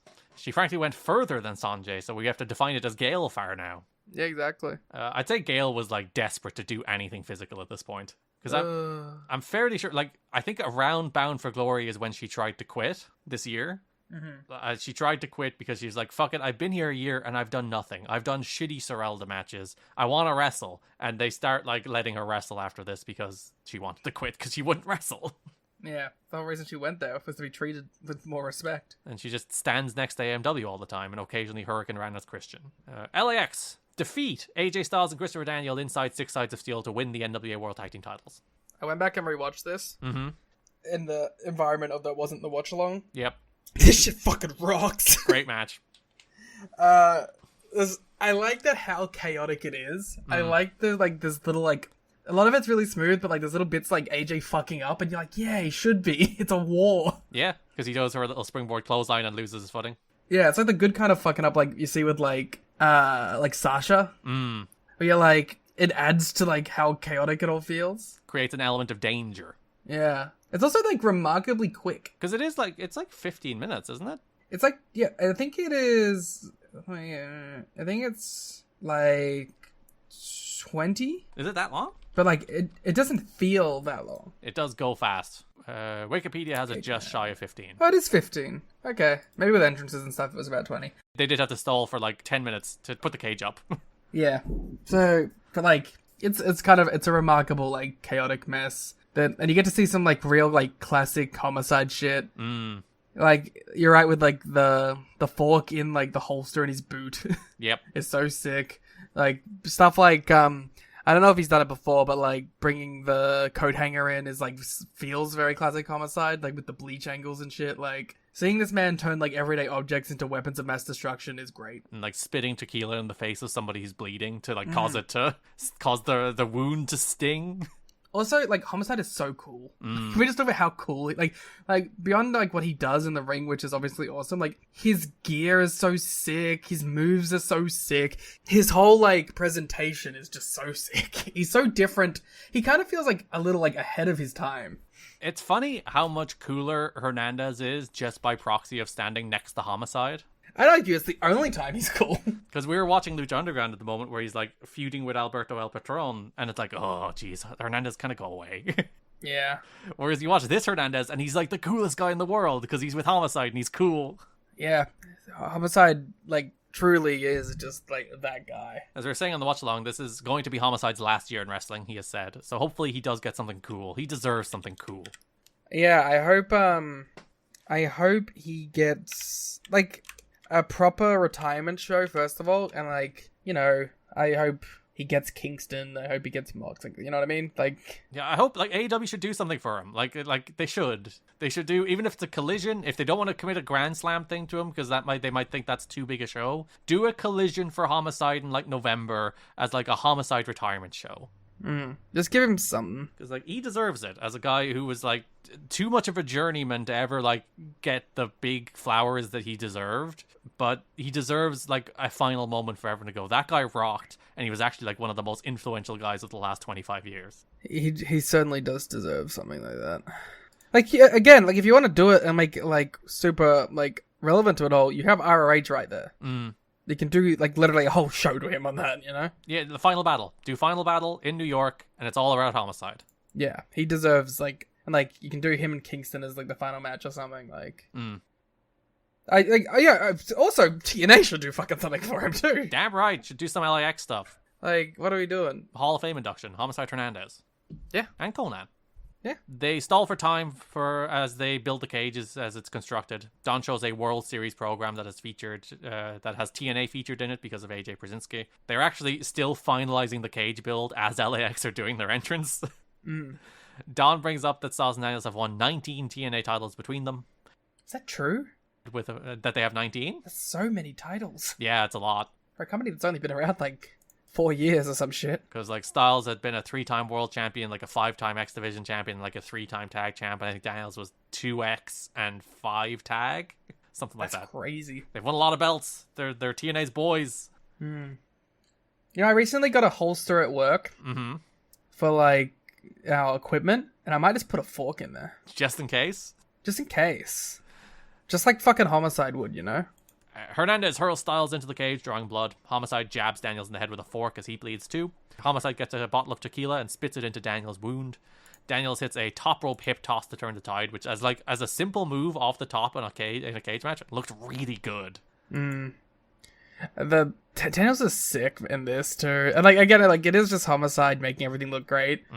But like the bump he takes off the fucking top from the hip toss is just like Yeah, it's like it is the perfect mix of guys. Like Styles and Daniels as like the guys for Homicide and Hernandez to be cool against. Because like Styles and Daniels are the perfect like white meat boring. Yeah, like they are just like the good wrestlers, you know. Like they have their own thing going on, but they're like so like personalityless in almost a good way that it makes LAX stand out even more. Daniels gets the fork and stabs Homicide with it, which causes Homicide to bleed as well. Hernandez pounces Daniels into the cage but eats a Pele. AJ holds on when Hernandez drops Daniels and Homicide in a Tower of Doom. AJ then hits a crossbody off the cage onto Hernandez in like one of the cleanest crossbodies you will ever see in your life. It looks so good. Hernandez goes for a splash off the cage, but Daniels moves and Hernandez just crashes and burns. Yeah. Which is what he's really great at, is just like that crash and burn. Like, because he is so giant.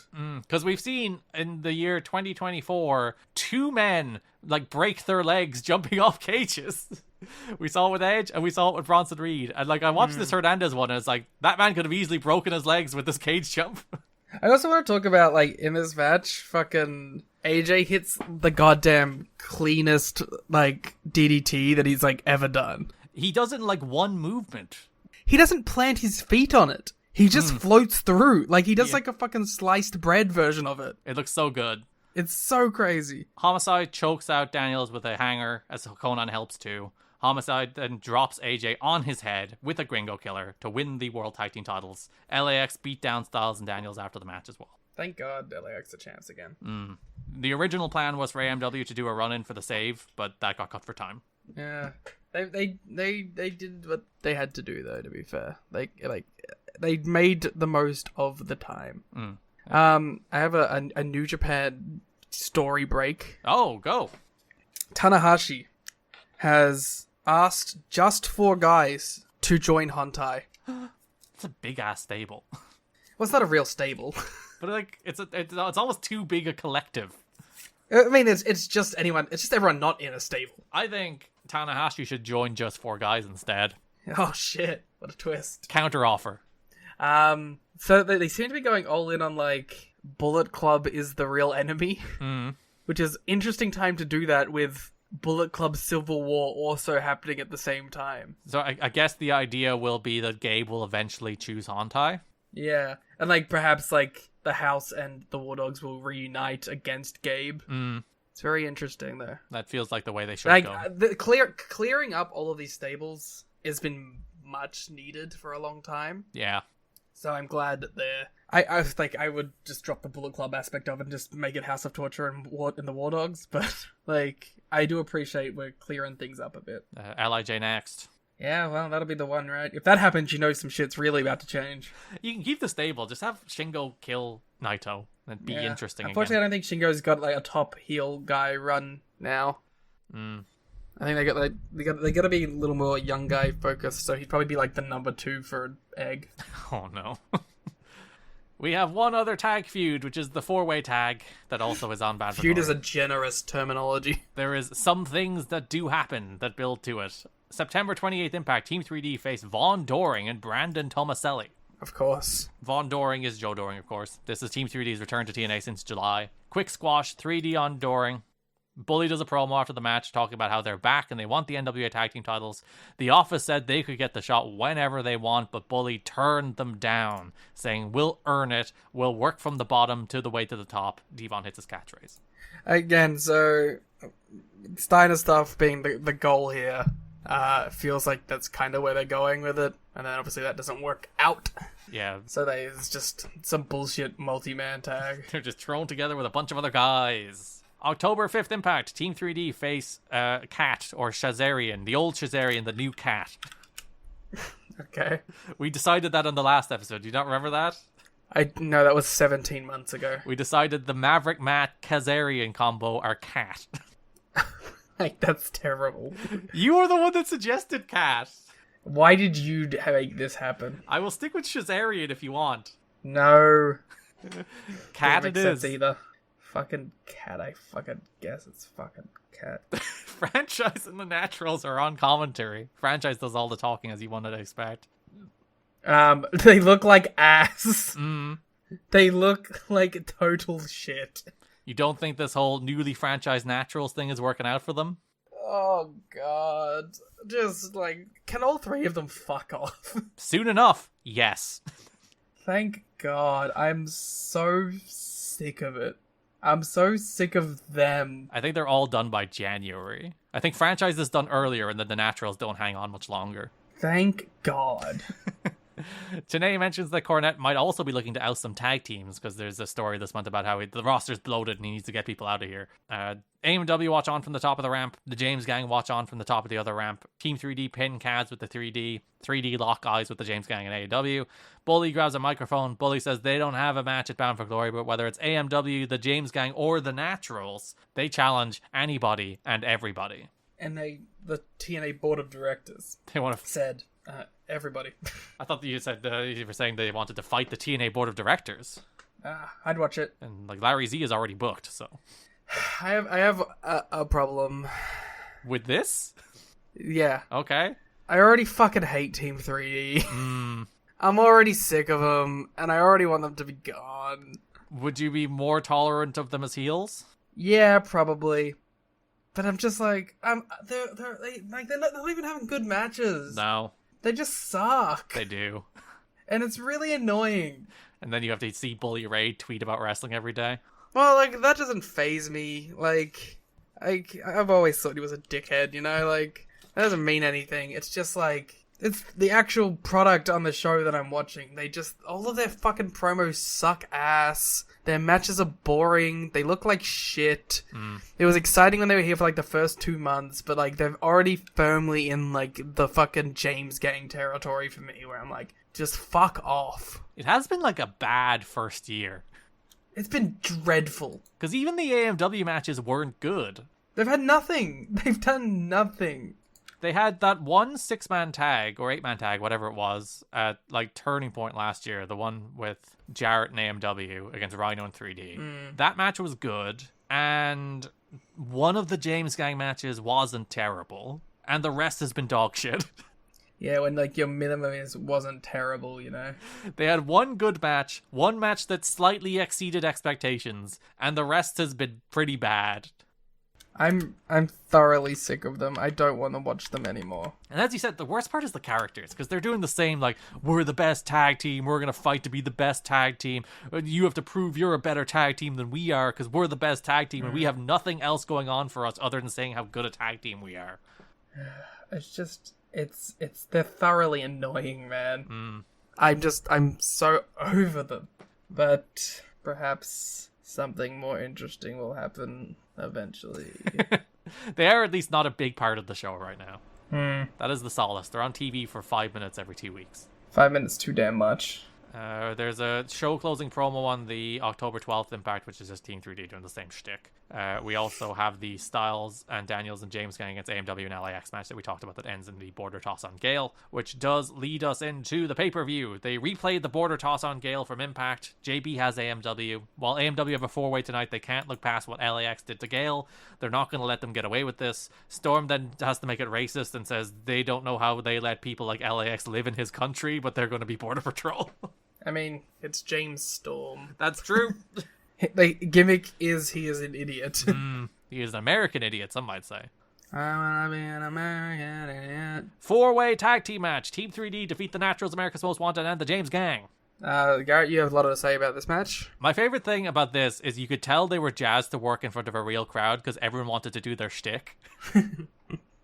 They always want to do their shtick, though. All they have is shtick. Because, like, Franchise does a promo, James Gang do their shtick, Team 3D do their shtick, proving AMW, despite being in, like, their Auralist era, are still the best team in this match because they don't waste our time with shtick. Bully and BG do stereo punches together and then punch each other. Tower Doom Spot where somehow nobody dies. Don says, think about all the Naturals versus AMW matches, and Don, I do. I think about them far too often. They're in my nightmares. Devon kicks out of the Natural disaster. 3D on Douglas for the win. After the match, Franchise chastises the Naturals, slaps Chase. The Naturals should beat the fuck out of him. They should. What are they still doing, taking anything from this fucking guy? Oh, one of my favorite things this month is when the Franchise and the Naturals were on commentary on that match earlier this month. Franchise was giving out about how they aren't getting a title shot because they did win the gauntlet match at No Surrender. But you were the one who fucking took it away from him. Yeah, you gave up a title shot last month, you idiot. But yeah, that's this program. None of these teams matter, but AMW will be moving on to a feud with LAX. I'm so done with them. Tag team division does need some reinvention in this company. Because they have great, you know. They have some great people. They have a fucking killer tag team title match on this show. Yeah, but like 2 of them are gonna like stop doing tag stuff soon. Yep. Yeah, when you look at this division, you're like, at least the division has AJ Styles and Christopher Daniels, AMW, and LAX. At least those 3 teams are good. Those 3 teams are definitely sticking around, right, Liam? That brings us over to the X Division, where we start with the X Division title match at Bound for Glory, which is Senshi versus Chris Sabin. Jim Cornette announces that at the press conference at one point. That will be our X Division title match at Bound for Glory off the back of the jackass nonsense. Jim Cornette fucks with Senshi. He likes Senshi? Do you think he likes him? No. Oh, they had a feud in ROH. I forgot. Was it based around the fact that I don't like you? Cornette did fire him. Well, it was the impetus of the Cornette homicide feud during the CZW ROH thing, where like during Cage of Death, they're like, I need Homicide. The only way ROH is going to beat these fucking monsters in this fucking Cage of Death is if we can get Homicide on the team. And he had to, like, make... I don't know if it was 2 or 3, like, promises that he had to fulfill for Homicide in order to do it, and Homicide wouldn't tell him what they were until he won. Homicide comes in and gets one of the greatest reactions in wrestling history, wins the Cage of Death for ROH. Like, first thing he asks, he's like, I want my ROH title shot. Second thing he asks is he wants Steve Corino to be back in ROH so he can beat the fuck out of him. And then the third thing he asks is to reinstate Loki. And Cornette's like, fuck that. And then Adam Pearce attacks Homicide and they start with that feud. I love Cornette's like, that's the bridge too far. You can have Steve Corino, you can have your title shot, you can't fucking have Loki.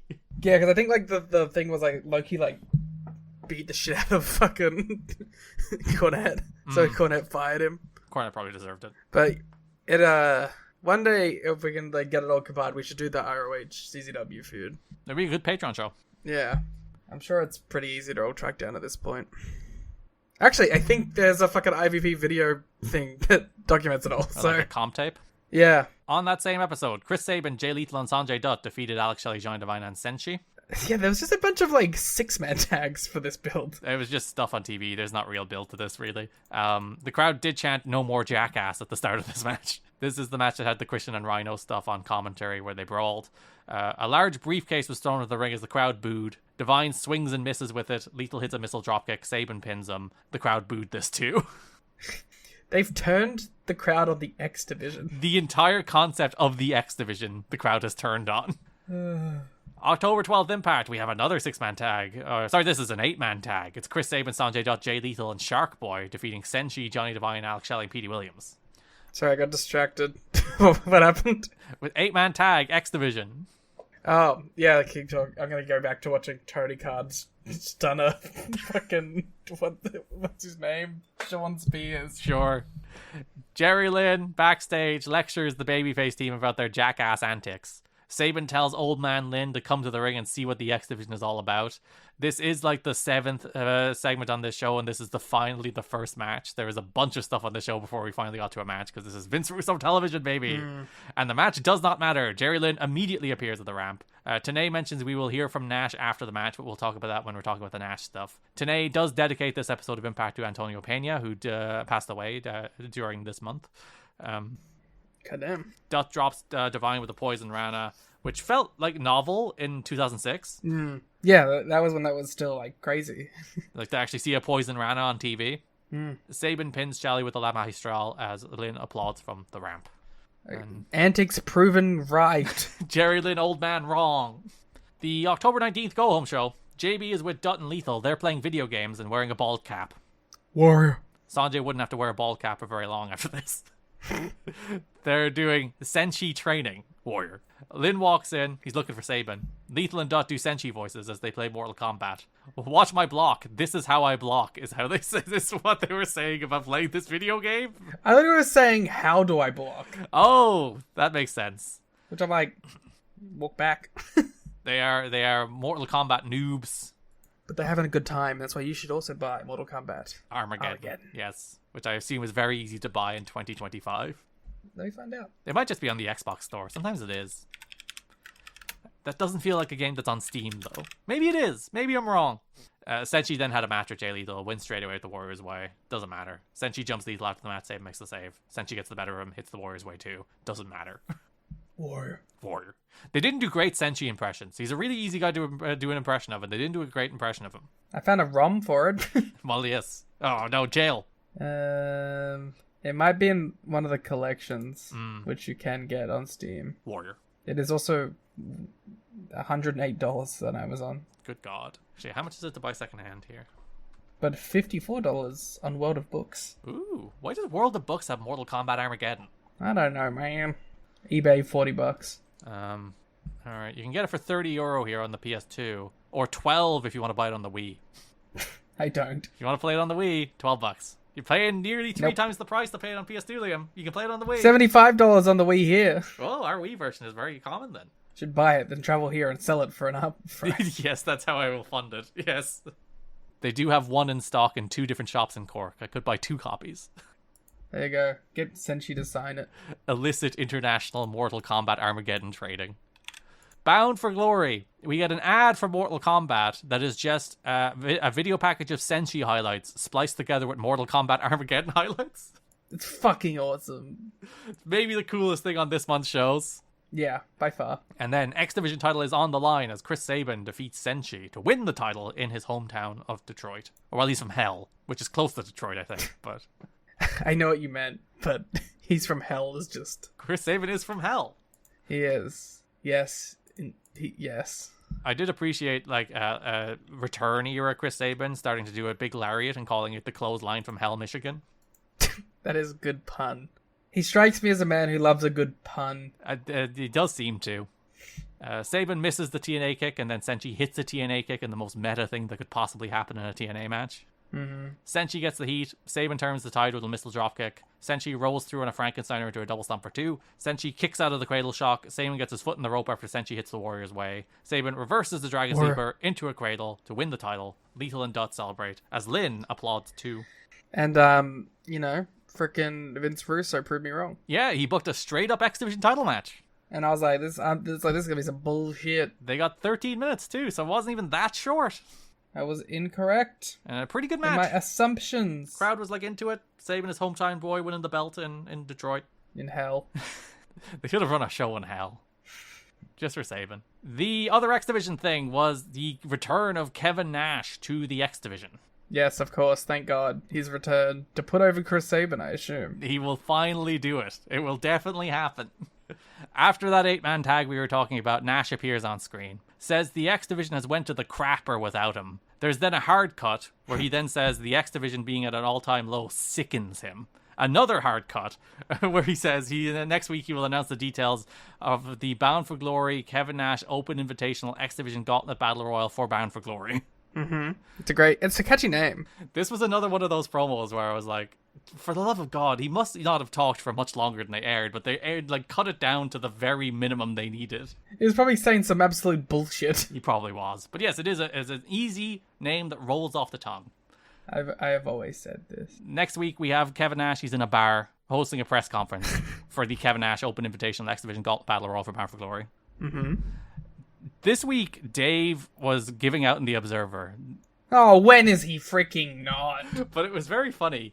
Like, he was giving out about the press conference on the first shows of these months, because he's like, when WE does this, there's a bunch of fans there, and it seems like an event, so they look low rent when they do it like this.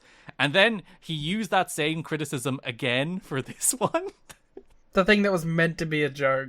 The main thing that is meant to be a shitty press conference at the bar. He was like, oh, it looks so low rent them doing a shitty press conference. It's like, Dave, are you this stupid? Are you this stupid? He just doesn't get it sometimes. No. Nash says that Shelley will be in the match, but an old partner of his will be there too. Hall might be there. Monty Hall. His old partner. Nash says they're in hot negotiations with Bob Newhart. Shelley says Cecil Fielder, which completely breaks Nash. He's a baseball player that played for the Tigers. It must have been a very deep cut. Mm-hmm. Tom Zenk, Eric Watts, Woo! Carl Burnett, Woo! Foreigner, all the remaining live members of ABBA. Okay. Shelley is officially signed, but they're in negotiations with Hogan. If they can get him away from Crocodile Dundee 3, Paul Hogan will be there. And from all his tax evasion. He evades tax? Oh, he does not step foot back in this country. Really? Let me tell you that. I didn't know that about Paul Hogan. He's off living on goddamn islands. If he's still alive. He was for a long time doing this. He was living in fucking some island because the minute he stepped back into Australia, he would be arrested for his copious amounts of tax evasion. So do you not like him there? Or are you kind of like, hell yeah, evade our government? I think he's kind of a piece of shit. Mm-hmm.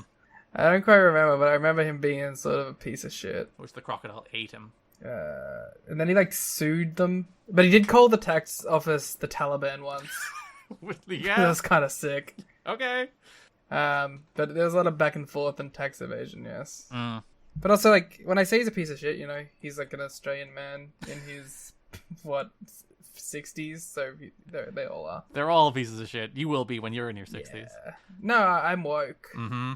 That takes us to Bound for Glory, where we do in fact have the Kevin Nash Open Invitational X Division Gauntlet Battle Royal for Bound for Glory.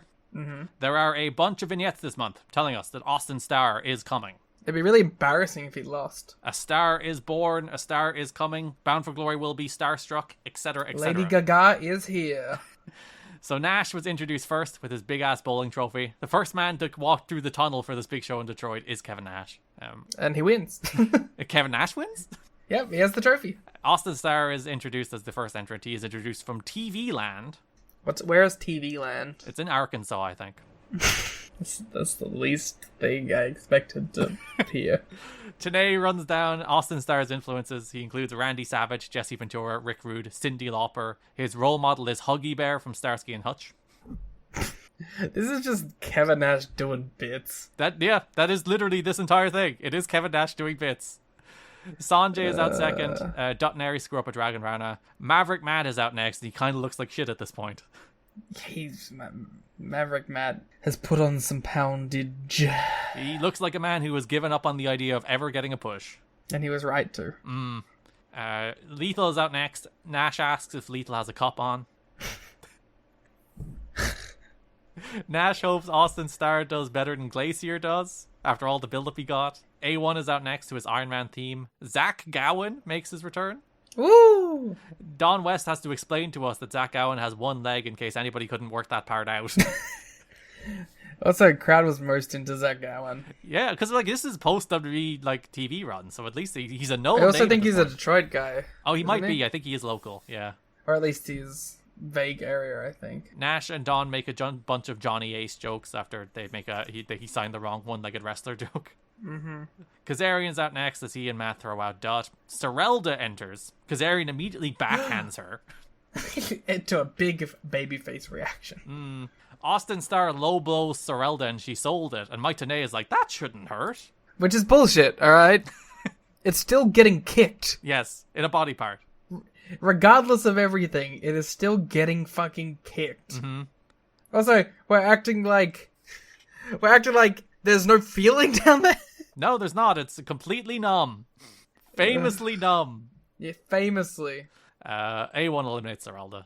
Shark Boy's out next. Shelley comes out to a good reaction in his hometown. Tenay was like, I'm surprised Shelley's not out last. And Nash is like, the State Athletic Commission made sure I was on the up and up.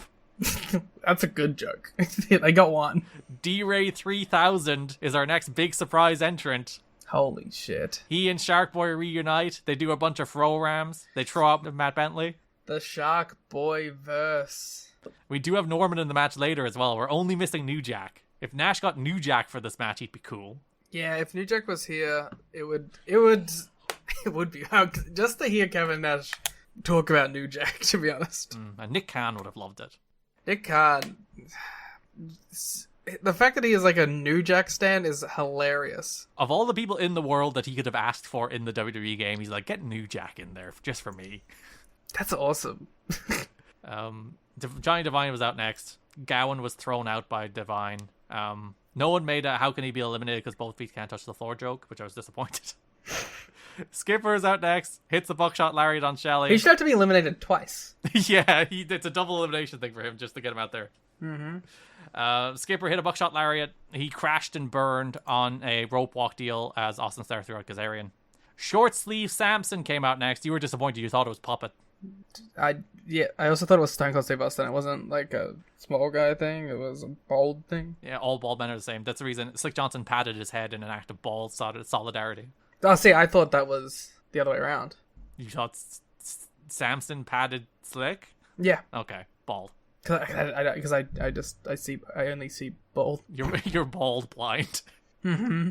Shark Boy and D-Ray were eliminated off camera. Norman Smiley next wearing a Plymouth Whalers jersey. Smiley and Samson hit a double wiggle. Shelley throws out Samson. Slick taunts Samson, so Samson chased him. Slick gets in the ring as Petey's making his entrance as the last guy to a big reaction because he's a Windsor boy, which is right on the border with Detroit. Slick pushes out Norman and Skipper and then takes his shirt off. Petey throws him out. Petey hits a destroyer on Lethal and then he is thrown out by Shelley and Devine. Starr dumps out Devine and throws out Shelley on top of him. That leaves Starr and Lethal to do a short match that Starr wins with a brainbuster. Nash hands Starr the trophy and takes a liking to Austin Starr as Alex Shelley watches on jealously. And also, that's when we learned that, Aries and Lethal have never had a singles. Which is crazy to me. Just being in the same company for multiple years in multiple companies. In, the same division, in the same orbit, and multi-bands a lot, but never doing a singles together is mad. It is crazy. Austin Starr off to a winning start. Start. With 2 R's. A start. A start is born. Austin Starr if he were a pirate. And this was mostly just to get people on the show and for Nash to do a bunch of goofs on commentary. Because they had Nash booked already. So they're like, well. It's like, I guess the idea is like it's Detroit, which is where Nash is from. So in theory, he should be a draw. So the Kevin Nash Open Invitation X Division Gauntlet Battle Royal for Bound for Glory should be an attraction. Hell's favorite demon, Chris Sabin. No, that's Nikita Koloff. No, he's Satan's nightmare. Sorry, easy to mix up. He should feud with Chris Sabin. To take down the man from hell? Or is he Sabin's nightmare? Oh. Alright, a couple of smaller loose ends to wrap up, starting with Eric. One of them, why is it even here? There is technically segments. Yeah, but like, nothing happens. There is technically segments. It must be covered. Everything must be color-coded. I am equally as much criticizing the show. Okay. For the lack of anything happening with this. October 5th Impact. JB is outside Jim Cornette's office. He's talking about all the stuff happening tonight as Jim Cornette is then shouting at a group of dorks. He's like, we've got Kurt Angle coming to TNA. We can't have you nerds around here anymore. He's like, we're losing spots. One of you is going to feast. One of you will be fired. Except there'll be no feast. And no fired in the end, but... Spoilers. He says we have to fire you to like make up room for other people, which I'm like, how much is any of EY, Sharkboy, Norman Smiley, David Young, and Elix Skipper's contracts costing? It's a one in, one out mentality, Liam. Yeah, it's about roster numbers. Also, seems like a waste of potential to not have David Young lose this match. He is disappearing forever, and he does not lose this match. I guess it'd be too mean to shoot fire someone. Even Norman Smiley is done shortly after this, and he also does not lose this match. Yeah. But anyway, so they go on and they have this multi-man. Mm-hmm. Shark Boy wins. He feasts by winning. We all feast. And Eric Young is fired by losing after Larry Zbyszko quickly runs in almost immediately and fucks over EY. I had to write down a pitch there I need to make within TNA, which is bring back Feast or Fired, but it's Feastables or Fired. Oh, that's a good crossover. It's a good branding opportunity right there. Mm-hmm. But yes, Larry interferes immediately and screws EY, and EY's fired, and they hold on the shock of EY being fired for a little while. It was, don't fire Eric, but now we have fired him. He's gone, he's done. Forever. On the go-home show, JB is out by the limo that Kurt Angle got out of. EY approaches. And he sees the Thing. The Thing? Because he's in a trench coat and a hat. Yeah, he is disguised. JB tells him that EY will face Larry Zbyszko in a loser leaves TNA match at Bound for Glory. EY saw Joe, and Joe said there's not a man in TNA who can take a world title from him. On the pay-per-view, in the video package, there is a segment in which Jim Cornette informs Larry Zbyszko of this match too, which wasn't on TV. I wonder, was it like not on the TNA Plus version or something for some reason? But like, I was like, maybe it was for the website. Or maybe it was on Explosion? I don't know. But, like, there was a segment on TV of Jim Cornette getting in the face of Larry Zbyszko, being like, I can book you in matches with a stipulation, and the stipulation is the loser will be fired. That does air in the package on the pay-per-view, and I didn't see it on TV. I have done a skim through the original broadcast versions of these episodes, and that segment did not air. Yeah. Whether they forgot to put it in the show, whether they cut it for time, whether it was on the website or was it on Explosion, I don't know, but it was not on Impact. Okay. But nonetheless, Eric Young is not fired. There is now a stipulation. It will be EY versus Larry Zbyszko. Loser leaves TNA at Bound for Glory. Is it technically like fire or rehire? I guess it is, because Eric is fired, so he has to be brought back. Bound for Glory. JB has EY. He's breathing into a paper bag because he's scared that he'll lose his job. JB says he just needs some confidence. Larry Z comes in wearing his Ribera Steakhouse jacket, runs down EY, says you will never have confidence because you suck and you're shit and you're the worst. How mean. We then get the Matt Classic, that is Eric Young versus Larry Zbyszko in a loser leaves TNA or fire or rehire match, I guess. It is like 3 minutes long. It's still bad. It's very sad. We're losing the man who invented the TNA kick. Yeah. I think he's on the next Impact, so we don't do a Remember When until the next episode. But the next, you got to get ready for it. You got to get your brain in the right space for Larry Zbyszko Remember When, because we're nearly there. So, Raven, No. Keep it in your head. Don't say it out loud. And he did like the controversy in Canada, and then like fucking Dusty buried him a bunch. We can talk about that on the next episode. Larry works an abdominal stretch. Ref gets bumped. Larry pulls out some brass knucks. EY low blows him, takes the knucks, decks Larry with them, and wins. The match was like 3 minutes long. It was still very bad. But I don't know. I'm sad, man. Larry's the best authority figure this company's ever had. He was better than Jim Cornette. That segment where Jeff Hardy is in the rafters and he drops down from the ceiling and Larry's hey, like, this ain't I remember when. Oh, sorry. But yeah, that segment's the best. I love that segment. Larry's like, what the hell, man? What are you doing? We gotta be professional around here. He's off to go get inducted in the Hall of Fame in 10 years. The WWE one, I should specify. He should be put in the TNA Hall of Fame too. He should. Had those 2 matches. No, remember when. Next time. He should have won Move of the Year. For the TNA kick? The TNA kick. What won in 2003? Because I think that's when he did it. 2003 was in fact the Styles... Well, yeah, the Styles Clash. Should have been the TNA kick. And then Petey won 04 and 05 for the Canadian Destroyer. Ruined wrestling forever. The first time that a TNA wrestler did not win was the next 2 years. I'm going to say CM Punk go to sleep. It was Kenta go to sleep. Damn. Oh, he didn't steal it yet, did he? No. Wait, I guess the first... Okay, well, the first one was in 1981. Really? Yeah, that was the Superfly Splash. Okay. Then Super Destroyer won for the Superplex. Cool. I always love when, like, a guy wins the move again, because then Jimmy Snuka wins the Superfly Splash again, which is just very funny. People are just like, it really is cool. And he's like, the Suicide Dive from Tiger Mask 2. Then the Moonsault. Then Shooting Star Press. Yeah. What one last year? Oh, yeah. Hidden Blade. Big Assassin's Creed fans in the Wrestling Observer universe. 3 years running. What move has won the most? I'm going to say it's the Styles Clash. It's not. I'm going to say it's the Oz Cutter. It is not. Oz Cutter's never won. Good. It is the One Winged Angel. That's good. Which has won it 4 times. It's a good move. But if the Hidden Blade... What's the move of the year wins this one year? more time in 2025. Yeah. Spanish Fly off the top of the cage. That's pretty good. Maybe Styles Clash, but it's Will Ospreay. That would be very funny. Actually, yeah, that should be it. We round things out with Bobby Roode. Bobby Roode, as you remember, he's been hunting... It's just stupid bullshit. He has been on the hunt for his manager. He announces at the end of the October 5 Impact that he has found his new manager and will announce next week. His new manager is a floating pair of breasts. Yes, the next week he gives all the losers a call. He gives Bobby Heenan, he gives Sherry, and he gives Colonel Robert Parker a call. He also insinuates that he fucked Sherry. He's had a nice time with Sherry. And then she hung up on him. He says that while the decision has been made, we have to wait till Bound for Glory to find out, as you said, a floating pair of breasts appears in frame. And then we don't even find out because on the damn pre-show. Yeah, Roode says he stares at the breast and says he made the right choice. So stupid. And on the pre-show, it is revealed that Tracy Brooks is Bobby Roode's new manager as he beats Lance Hoyt.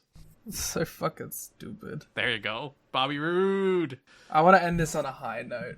I was going to make a very bad joke about the 2 O's in Rude are actually Tracy's breasts, and it's cinema. It's so stupid. It's a very dumb joke. Alright, we're going to go... It's not a joke. We're going to quickly run through every most disgusting promotional tactic winner. Okay. And I want you to give me a rating out of 5 on how disgusting the promotional tactic actually is. Okay. 1981, monster character, Tony Hernandez. 0. It's not even disgusting. 82, Bob Backlund as WWF champion. 1, who cares? 83, Eddie Gilbert re-breaking his neck at an angle after having done so legitimately. No, that's fucking good wrestling. You're a fucking mark. 1. 84, Blackjack Mulligan fake heart attack. 2. 85, usage of Mike Von Erich's near death to sell tickets. 5. Let it be known that World Class has the next 4. 86, comparing Chris Adams' blindness angle with the death of Gino Hernandez. Seems bad. We'll go 3. Exploitation of the death of Mike Von Erich. There seems to be a trend here. Also 5. 88. Fritz von Erich's fake heart attack. For fuck's sake. Also 5. The other fake Should heart have been attack is lower. Should have been a damn real one. But because of the death of the Von Erichs, that brings the heart attack angle higher than the other heart attack angle, it must be stated. 89. Jose Gonzalez's babyface push 1 year after Bruiser Brody stabbing. 2. Like, ultimately, who cares? He killed a guy and then fucking got a babyface push. That's wrestling. We have murders That's everywhere. insane. That's a fucking 5. What are you talking about? 1990. Atsushi Onita stabbing Jose Gonzalez 2 years after the Bruiser Brody stabbing case. Well, you can't have both of them being most disgusting promotional tactic. Yes, you can. One of them is earned. They're both 5s. 91. Exploiting the Persian Gulf War. Sergeant Slaughter Iraqi sympathizer angle. That's like a 2. 92. Pushing Eric Watts. That's my favorite thing about this award. It's just like exploiting the death of a man in a vile and cruel way. Eric Watts had wrestling matches. Those are the 2 things. 93. Cactus Jack gets amnesia. 1. Who cares? Did nothing happen in these years? 94. Ric Flair retirement angle. I don't even remember what it was, but 1. Gene Okerlund's 900 hotline advertisements. What the fuck? I guess they are exploitative a little bit, too. The next 2 are very funny back-to-back. Just because of how, like, insane what it is. The next 3. Fake Diesel and Razor Ramon. Who cares? 1. 97. Melanie Pillman interview on Raw the day after Brian Pillman's death. 5. 98. Exploiting Scott Hall's alcoholism. Pretty high. 5. 99. Over the Edge pay-per-view continuing after the death of Owen Hart. There should be a new category for the worst thing a wrestling promoter has ever done, and that might be it. 2000. David Arquette winning the WCW World title. That's like a 2. 2001. Stephanie Mann comparing her father's indictment to the September 11 attacks. That's funny. No, that's a 1. That's too funny. 2002. Triple H accusing Kane of murder and necrophilia. Oh, 2. No, 2003. McMahon's all over the product. That's been the case for like 8 years at that point. It's like, why is that a new one? 04. Caden Leader pregnancy wedding miscarriage angle. 3. 2005. Not editing out a terrorist angle. Muhammad Hassan attacking The Undertaker for air on Day of London bombings. Like 3 or 4. 2006. Exploitation of the death of Eddie Guerrero. 4. In 2007. We have the first TNA name. Oh no. The signing of Adam Pac-Man Jones and having him make it rain on television when his doing so in a strip club led to the paralysis of a wrestler. 3. Wow. 2008. Teasing a Jeff Hardy drug overdose to garner late interest in a pay-per-view show. Not great. Also a 3. 2009. Mickey James' Piggy James angle making fun of her weight. 2. It's mean and cruel, but not like evil. 2010. Stand Up for WWE campaign launched in conjunction with Linda McMahon's US Senate run. 2 as well, but yeah. It's also just too funny. 2011. Promoting an anti-bullying campaign despite blatant mistreatment of Jim Ross. 3. 2012. CM Punk and Paul Heyman exploiting Jerry Lawler's real-life heart attack, playing footage of him near death. Yeah, it's wrestling. 1. 0. It's based. Yeah. 2013. Exploitation of the death of Bill Moody. 2. He's a carny ass bitch. He would have been like, hell yeah. 2014. Insulting fans who purchase pay-per-views. They're fucking marks. 1. Yeah, 0. Should always insult them. 2015. Using Reed Flair's death in an angle. 3. 2016 was an MMA one. Ooh. Kimbo versus Data 5000 fight. Oh, well, yeah, I remember that. And then the next 8 years are all WWE. 2017, promoting Jimmy Snuka as a hero in death not long after his trial over the death of Nancy. 4. 2018-2019, relationship with Saudi Arabia. 5. 2020-2021, firing people during a global pandemic while setting profit records. 5. 2022, Vince McMahon appearing on television for a crowd pop after sexual misconduct allegations come out. Again, in the Owen Hart tier of needs its own category, off the scale. 2023, WWE enabling Vince McMahon and him being back in power and TKO keeping him in a position of power. Yeah, 6. 2024, continued relationship with Saudi Arabia. They've been doing it for years. Come up with a new one. Let it be known that, like, the number 3 on that was fucking playing the CM Punk Jack Perry footage. They're the worst thing you could ever do. So TNA's only ever won that once? Yeah, TNA only has one. The Pac-Man Jones. Upstanding promotional tactics from Total Nonstop Action Wrestling. It's true. They've probably been nominated a bunch. But like, what is the worst thing that TNA did as an angle? I was thinking like balk on giving Jesse Sorensen a real job. Yeah, is up there. Like, he broke his neck in your ring and was paralyzed, and then you said you'd give him a job for life, and then you didn't. So yeah, that's up there. Jeff Hardy Sting. Yeah, but like that wasn't like a promotional tactic, I guess. It was a pay-per-view main event. Yeah, they should have just not booked it. Well, they shouldn't have let Jeff Hardy go out there. They knew, and they shouldn't have let Jeff Hardy go out. What year was that? 2011. Was it worse than the promoting an anti-bullying campaign despite the blatant mistreatment of Jim Ross? It probably was, to be honest.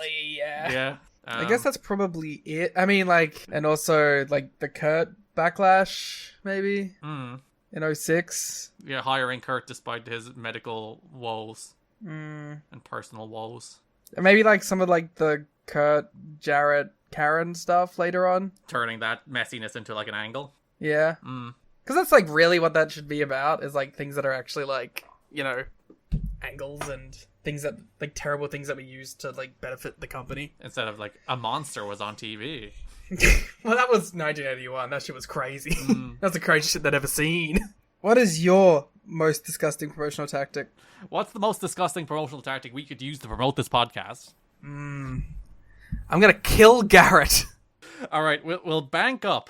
This will be our plan. We'll bank up like 20 or 30 episodes of the main show, right?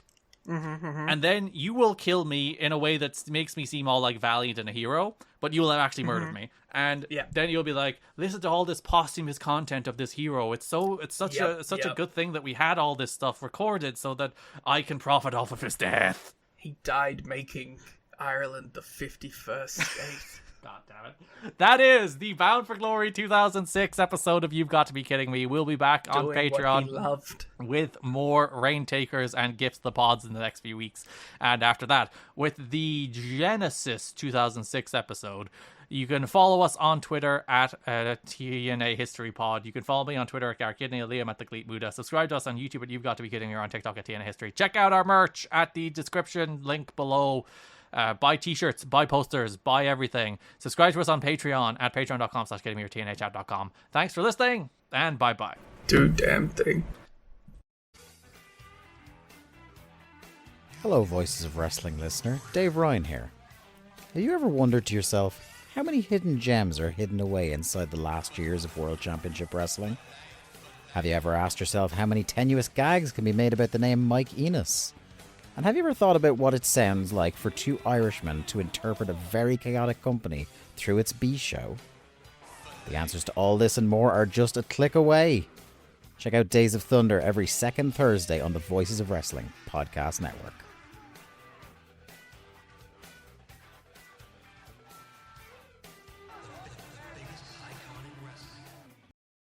All you homeowners have unique needs.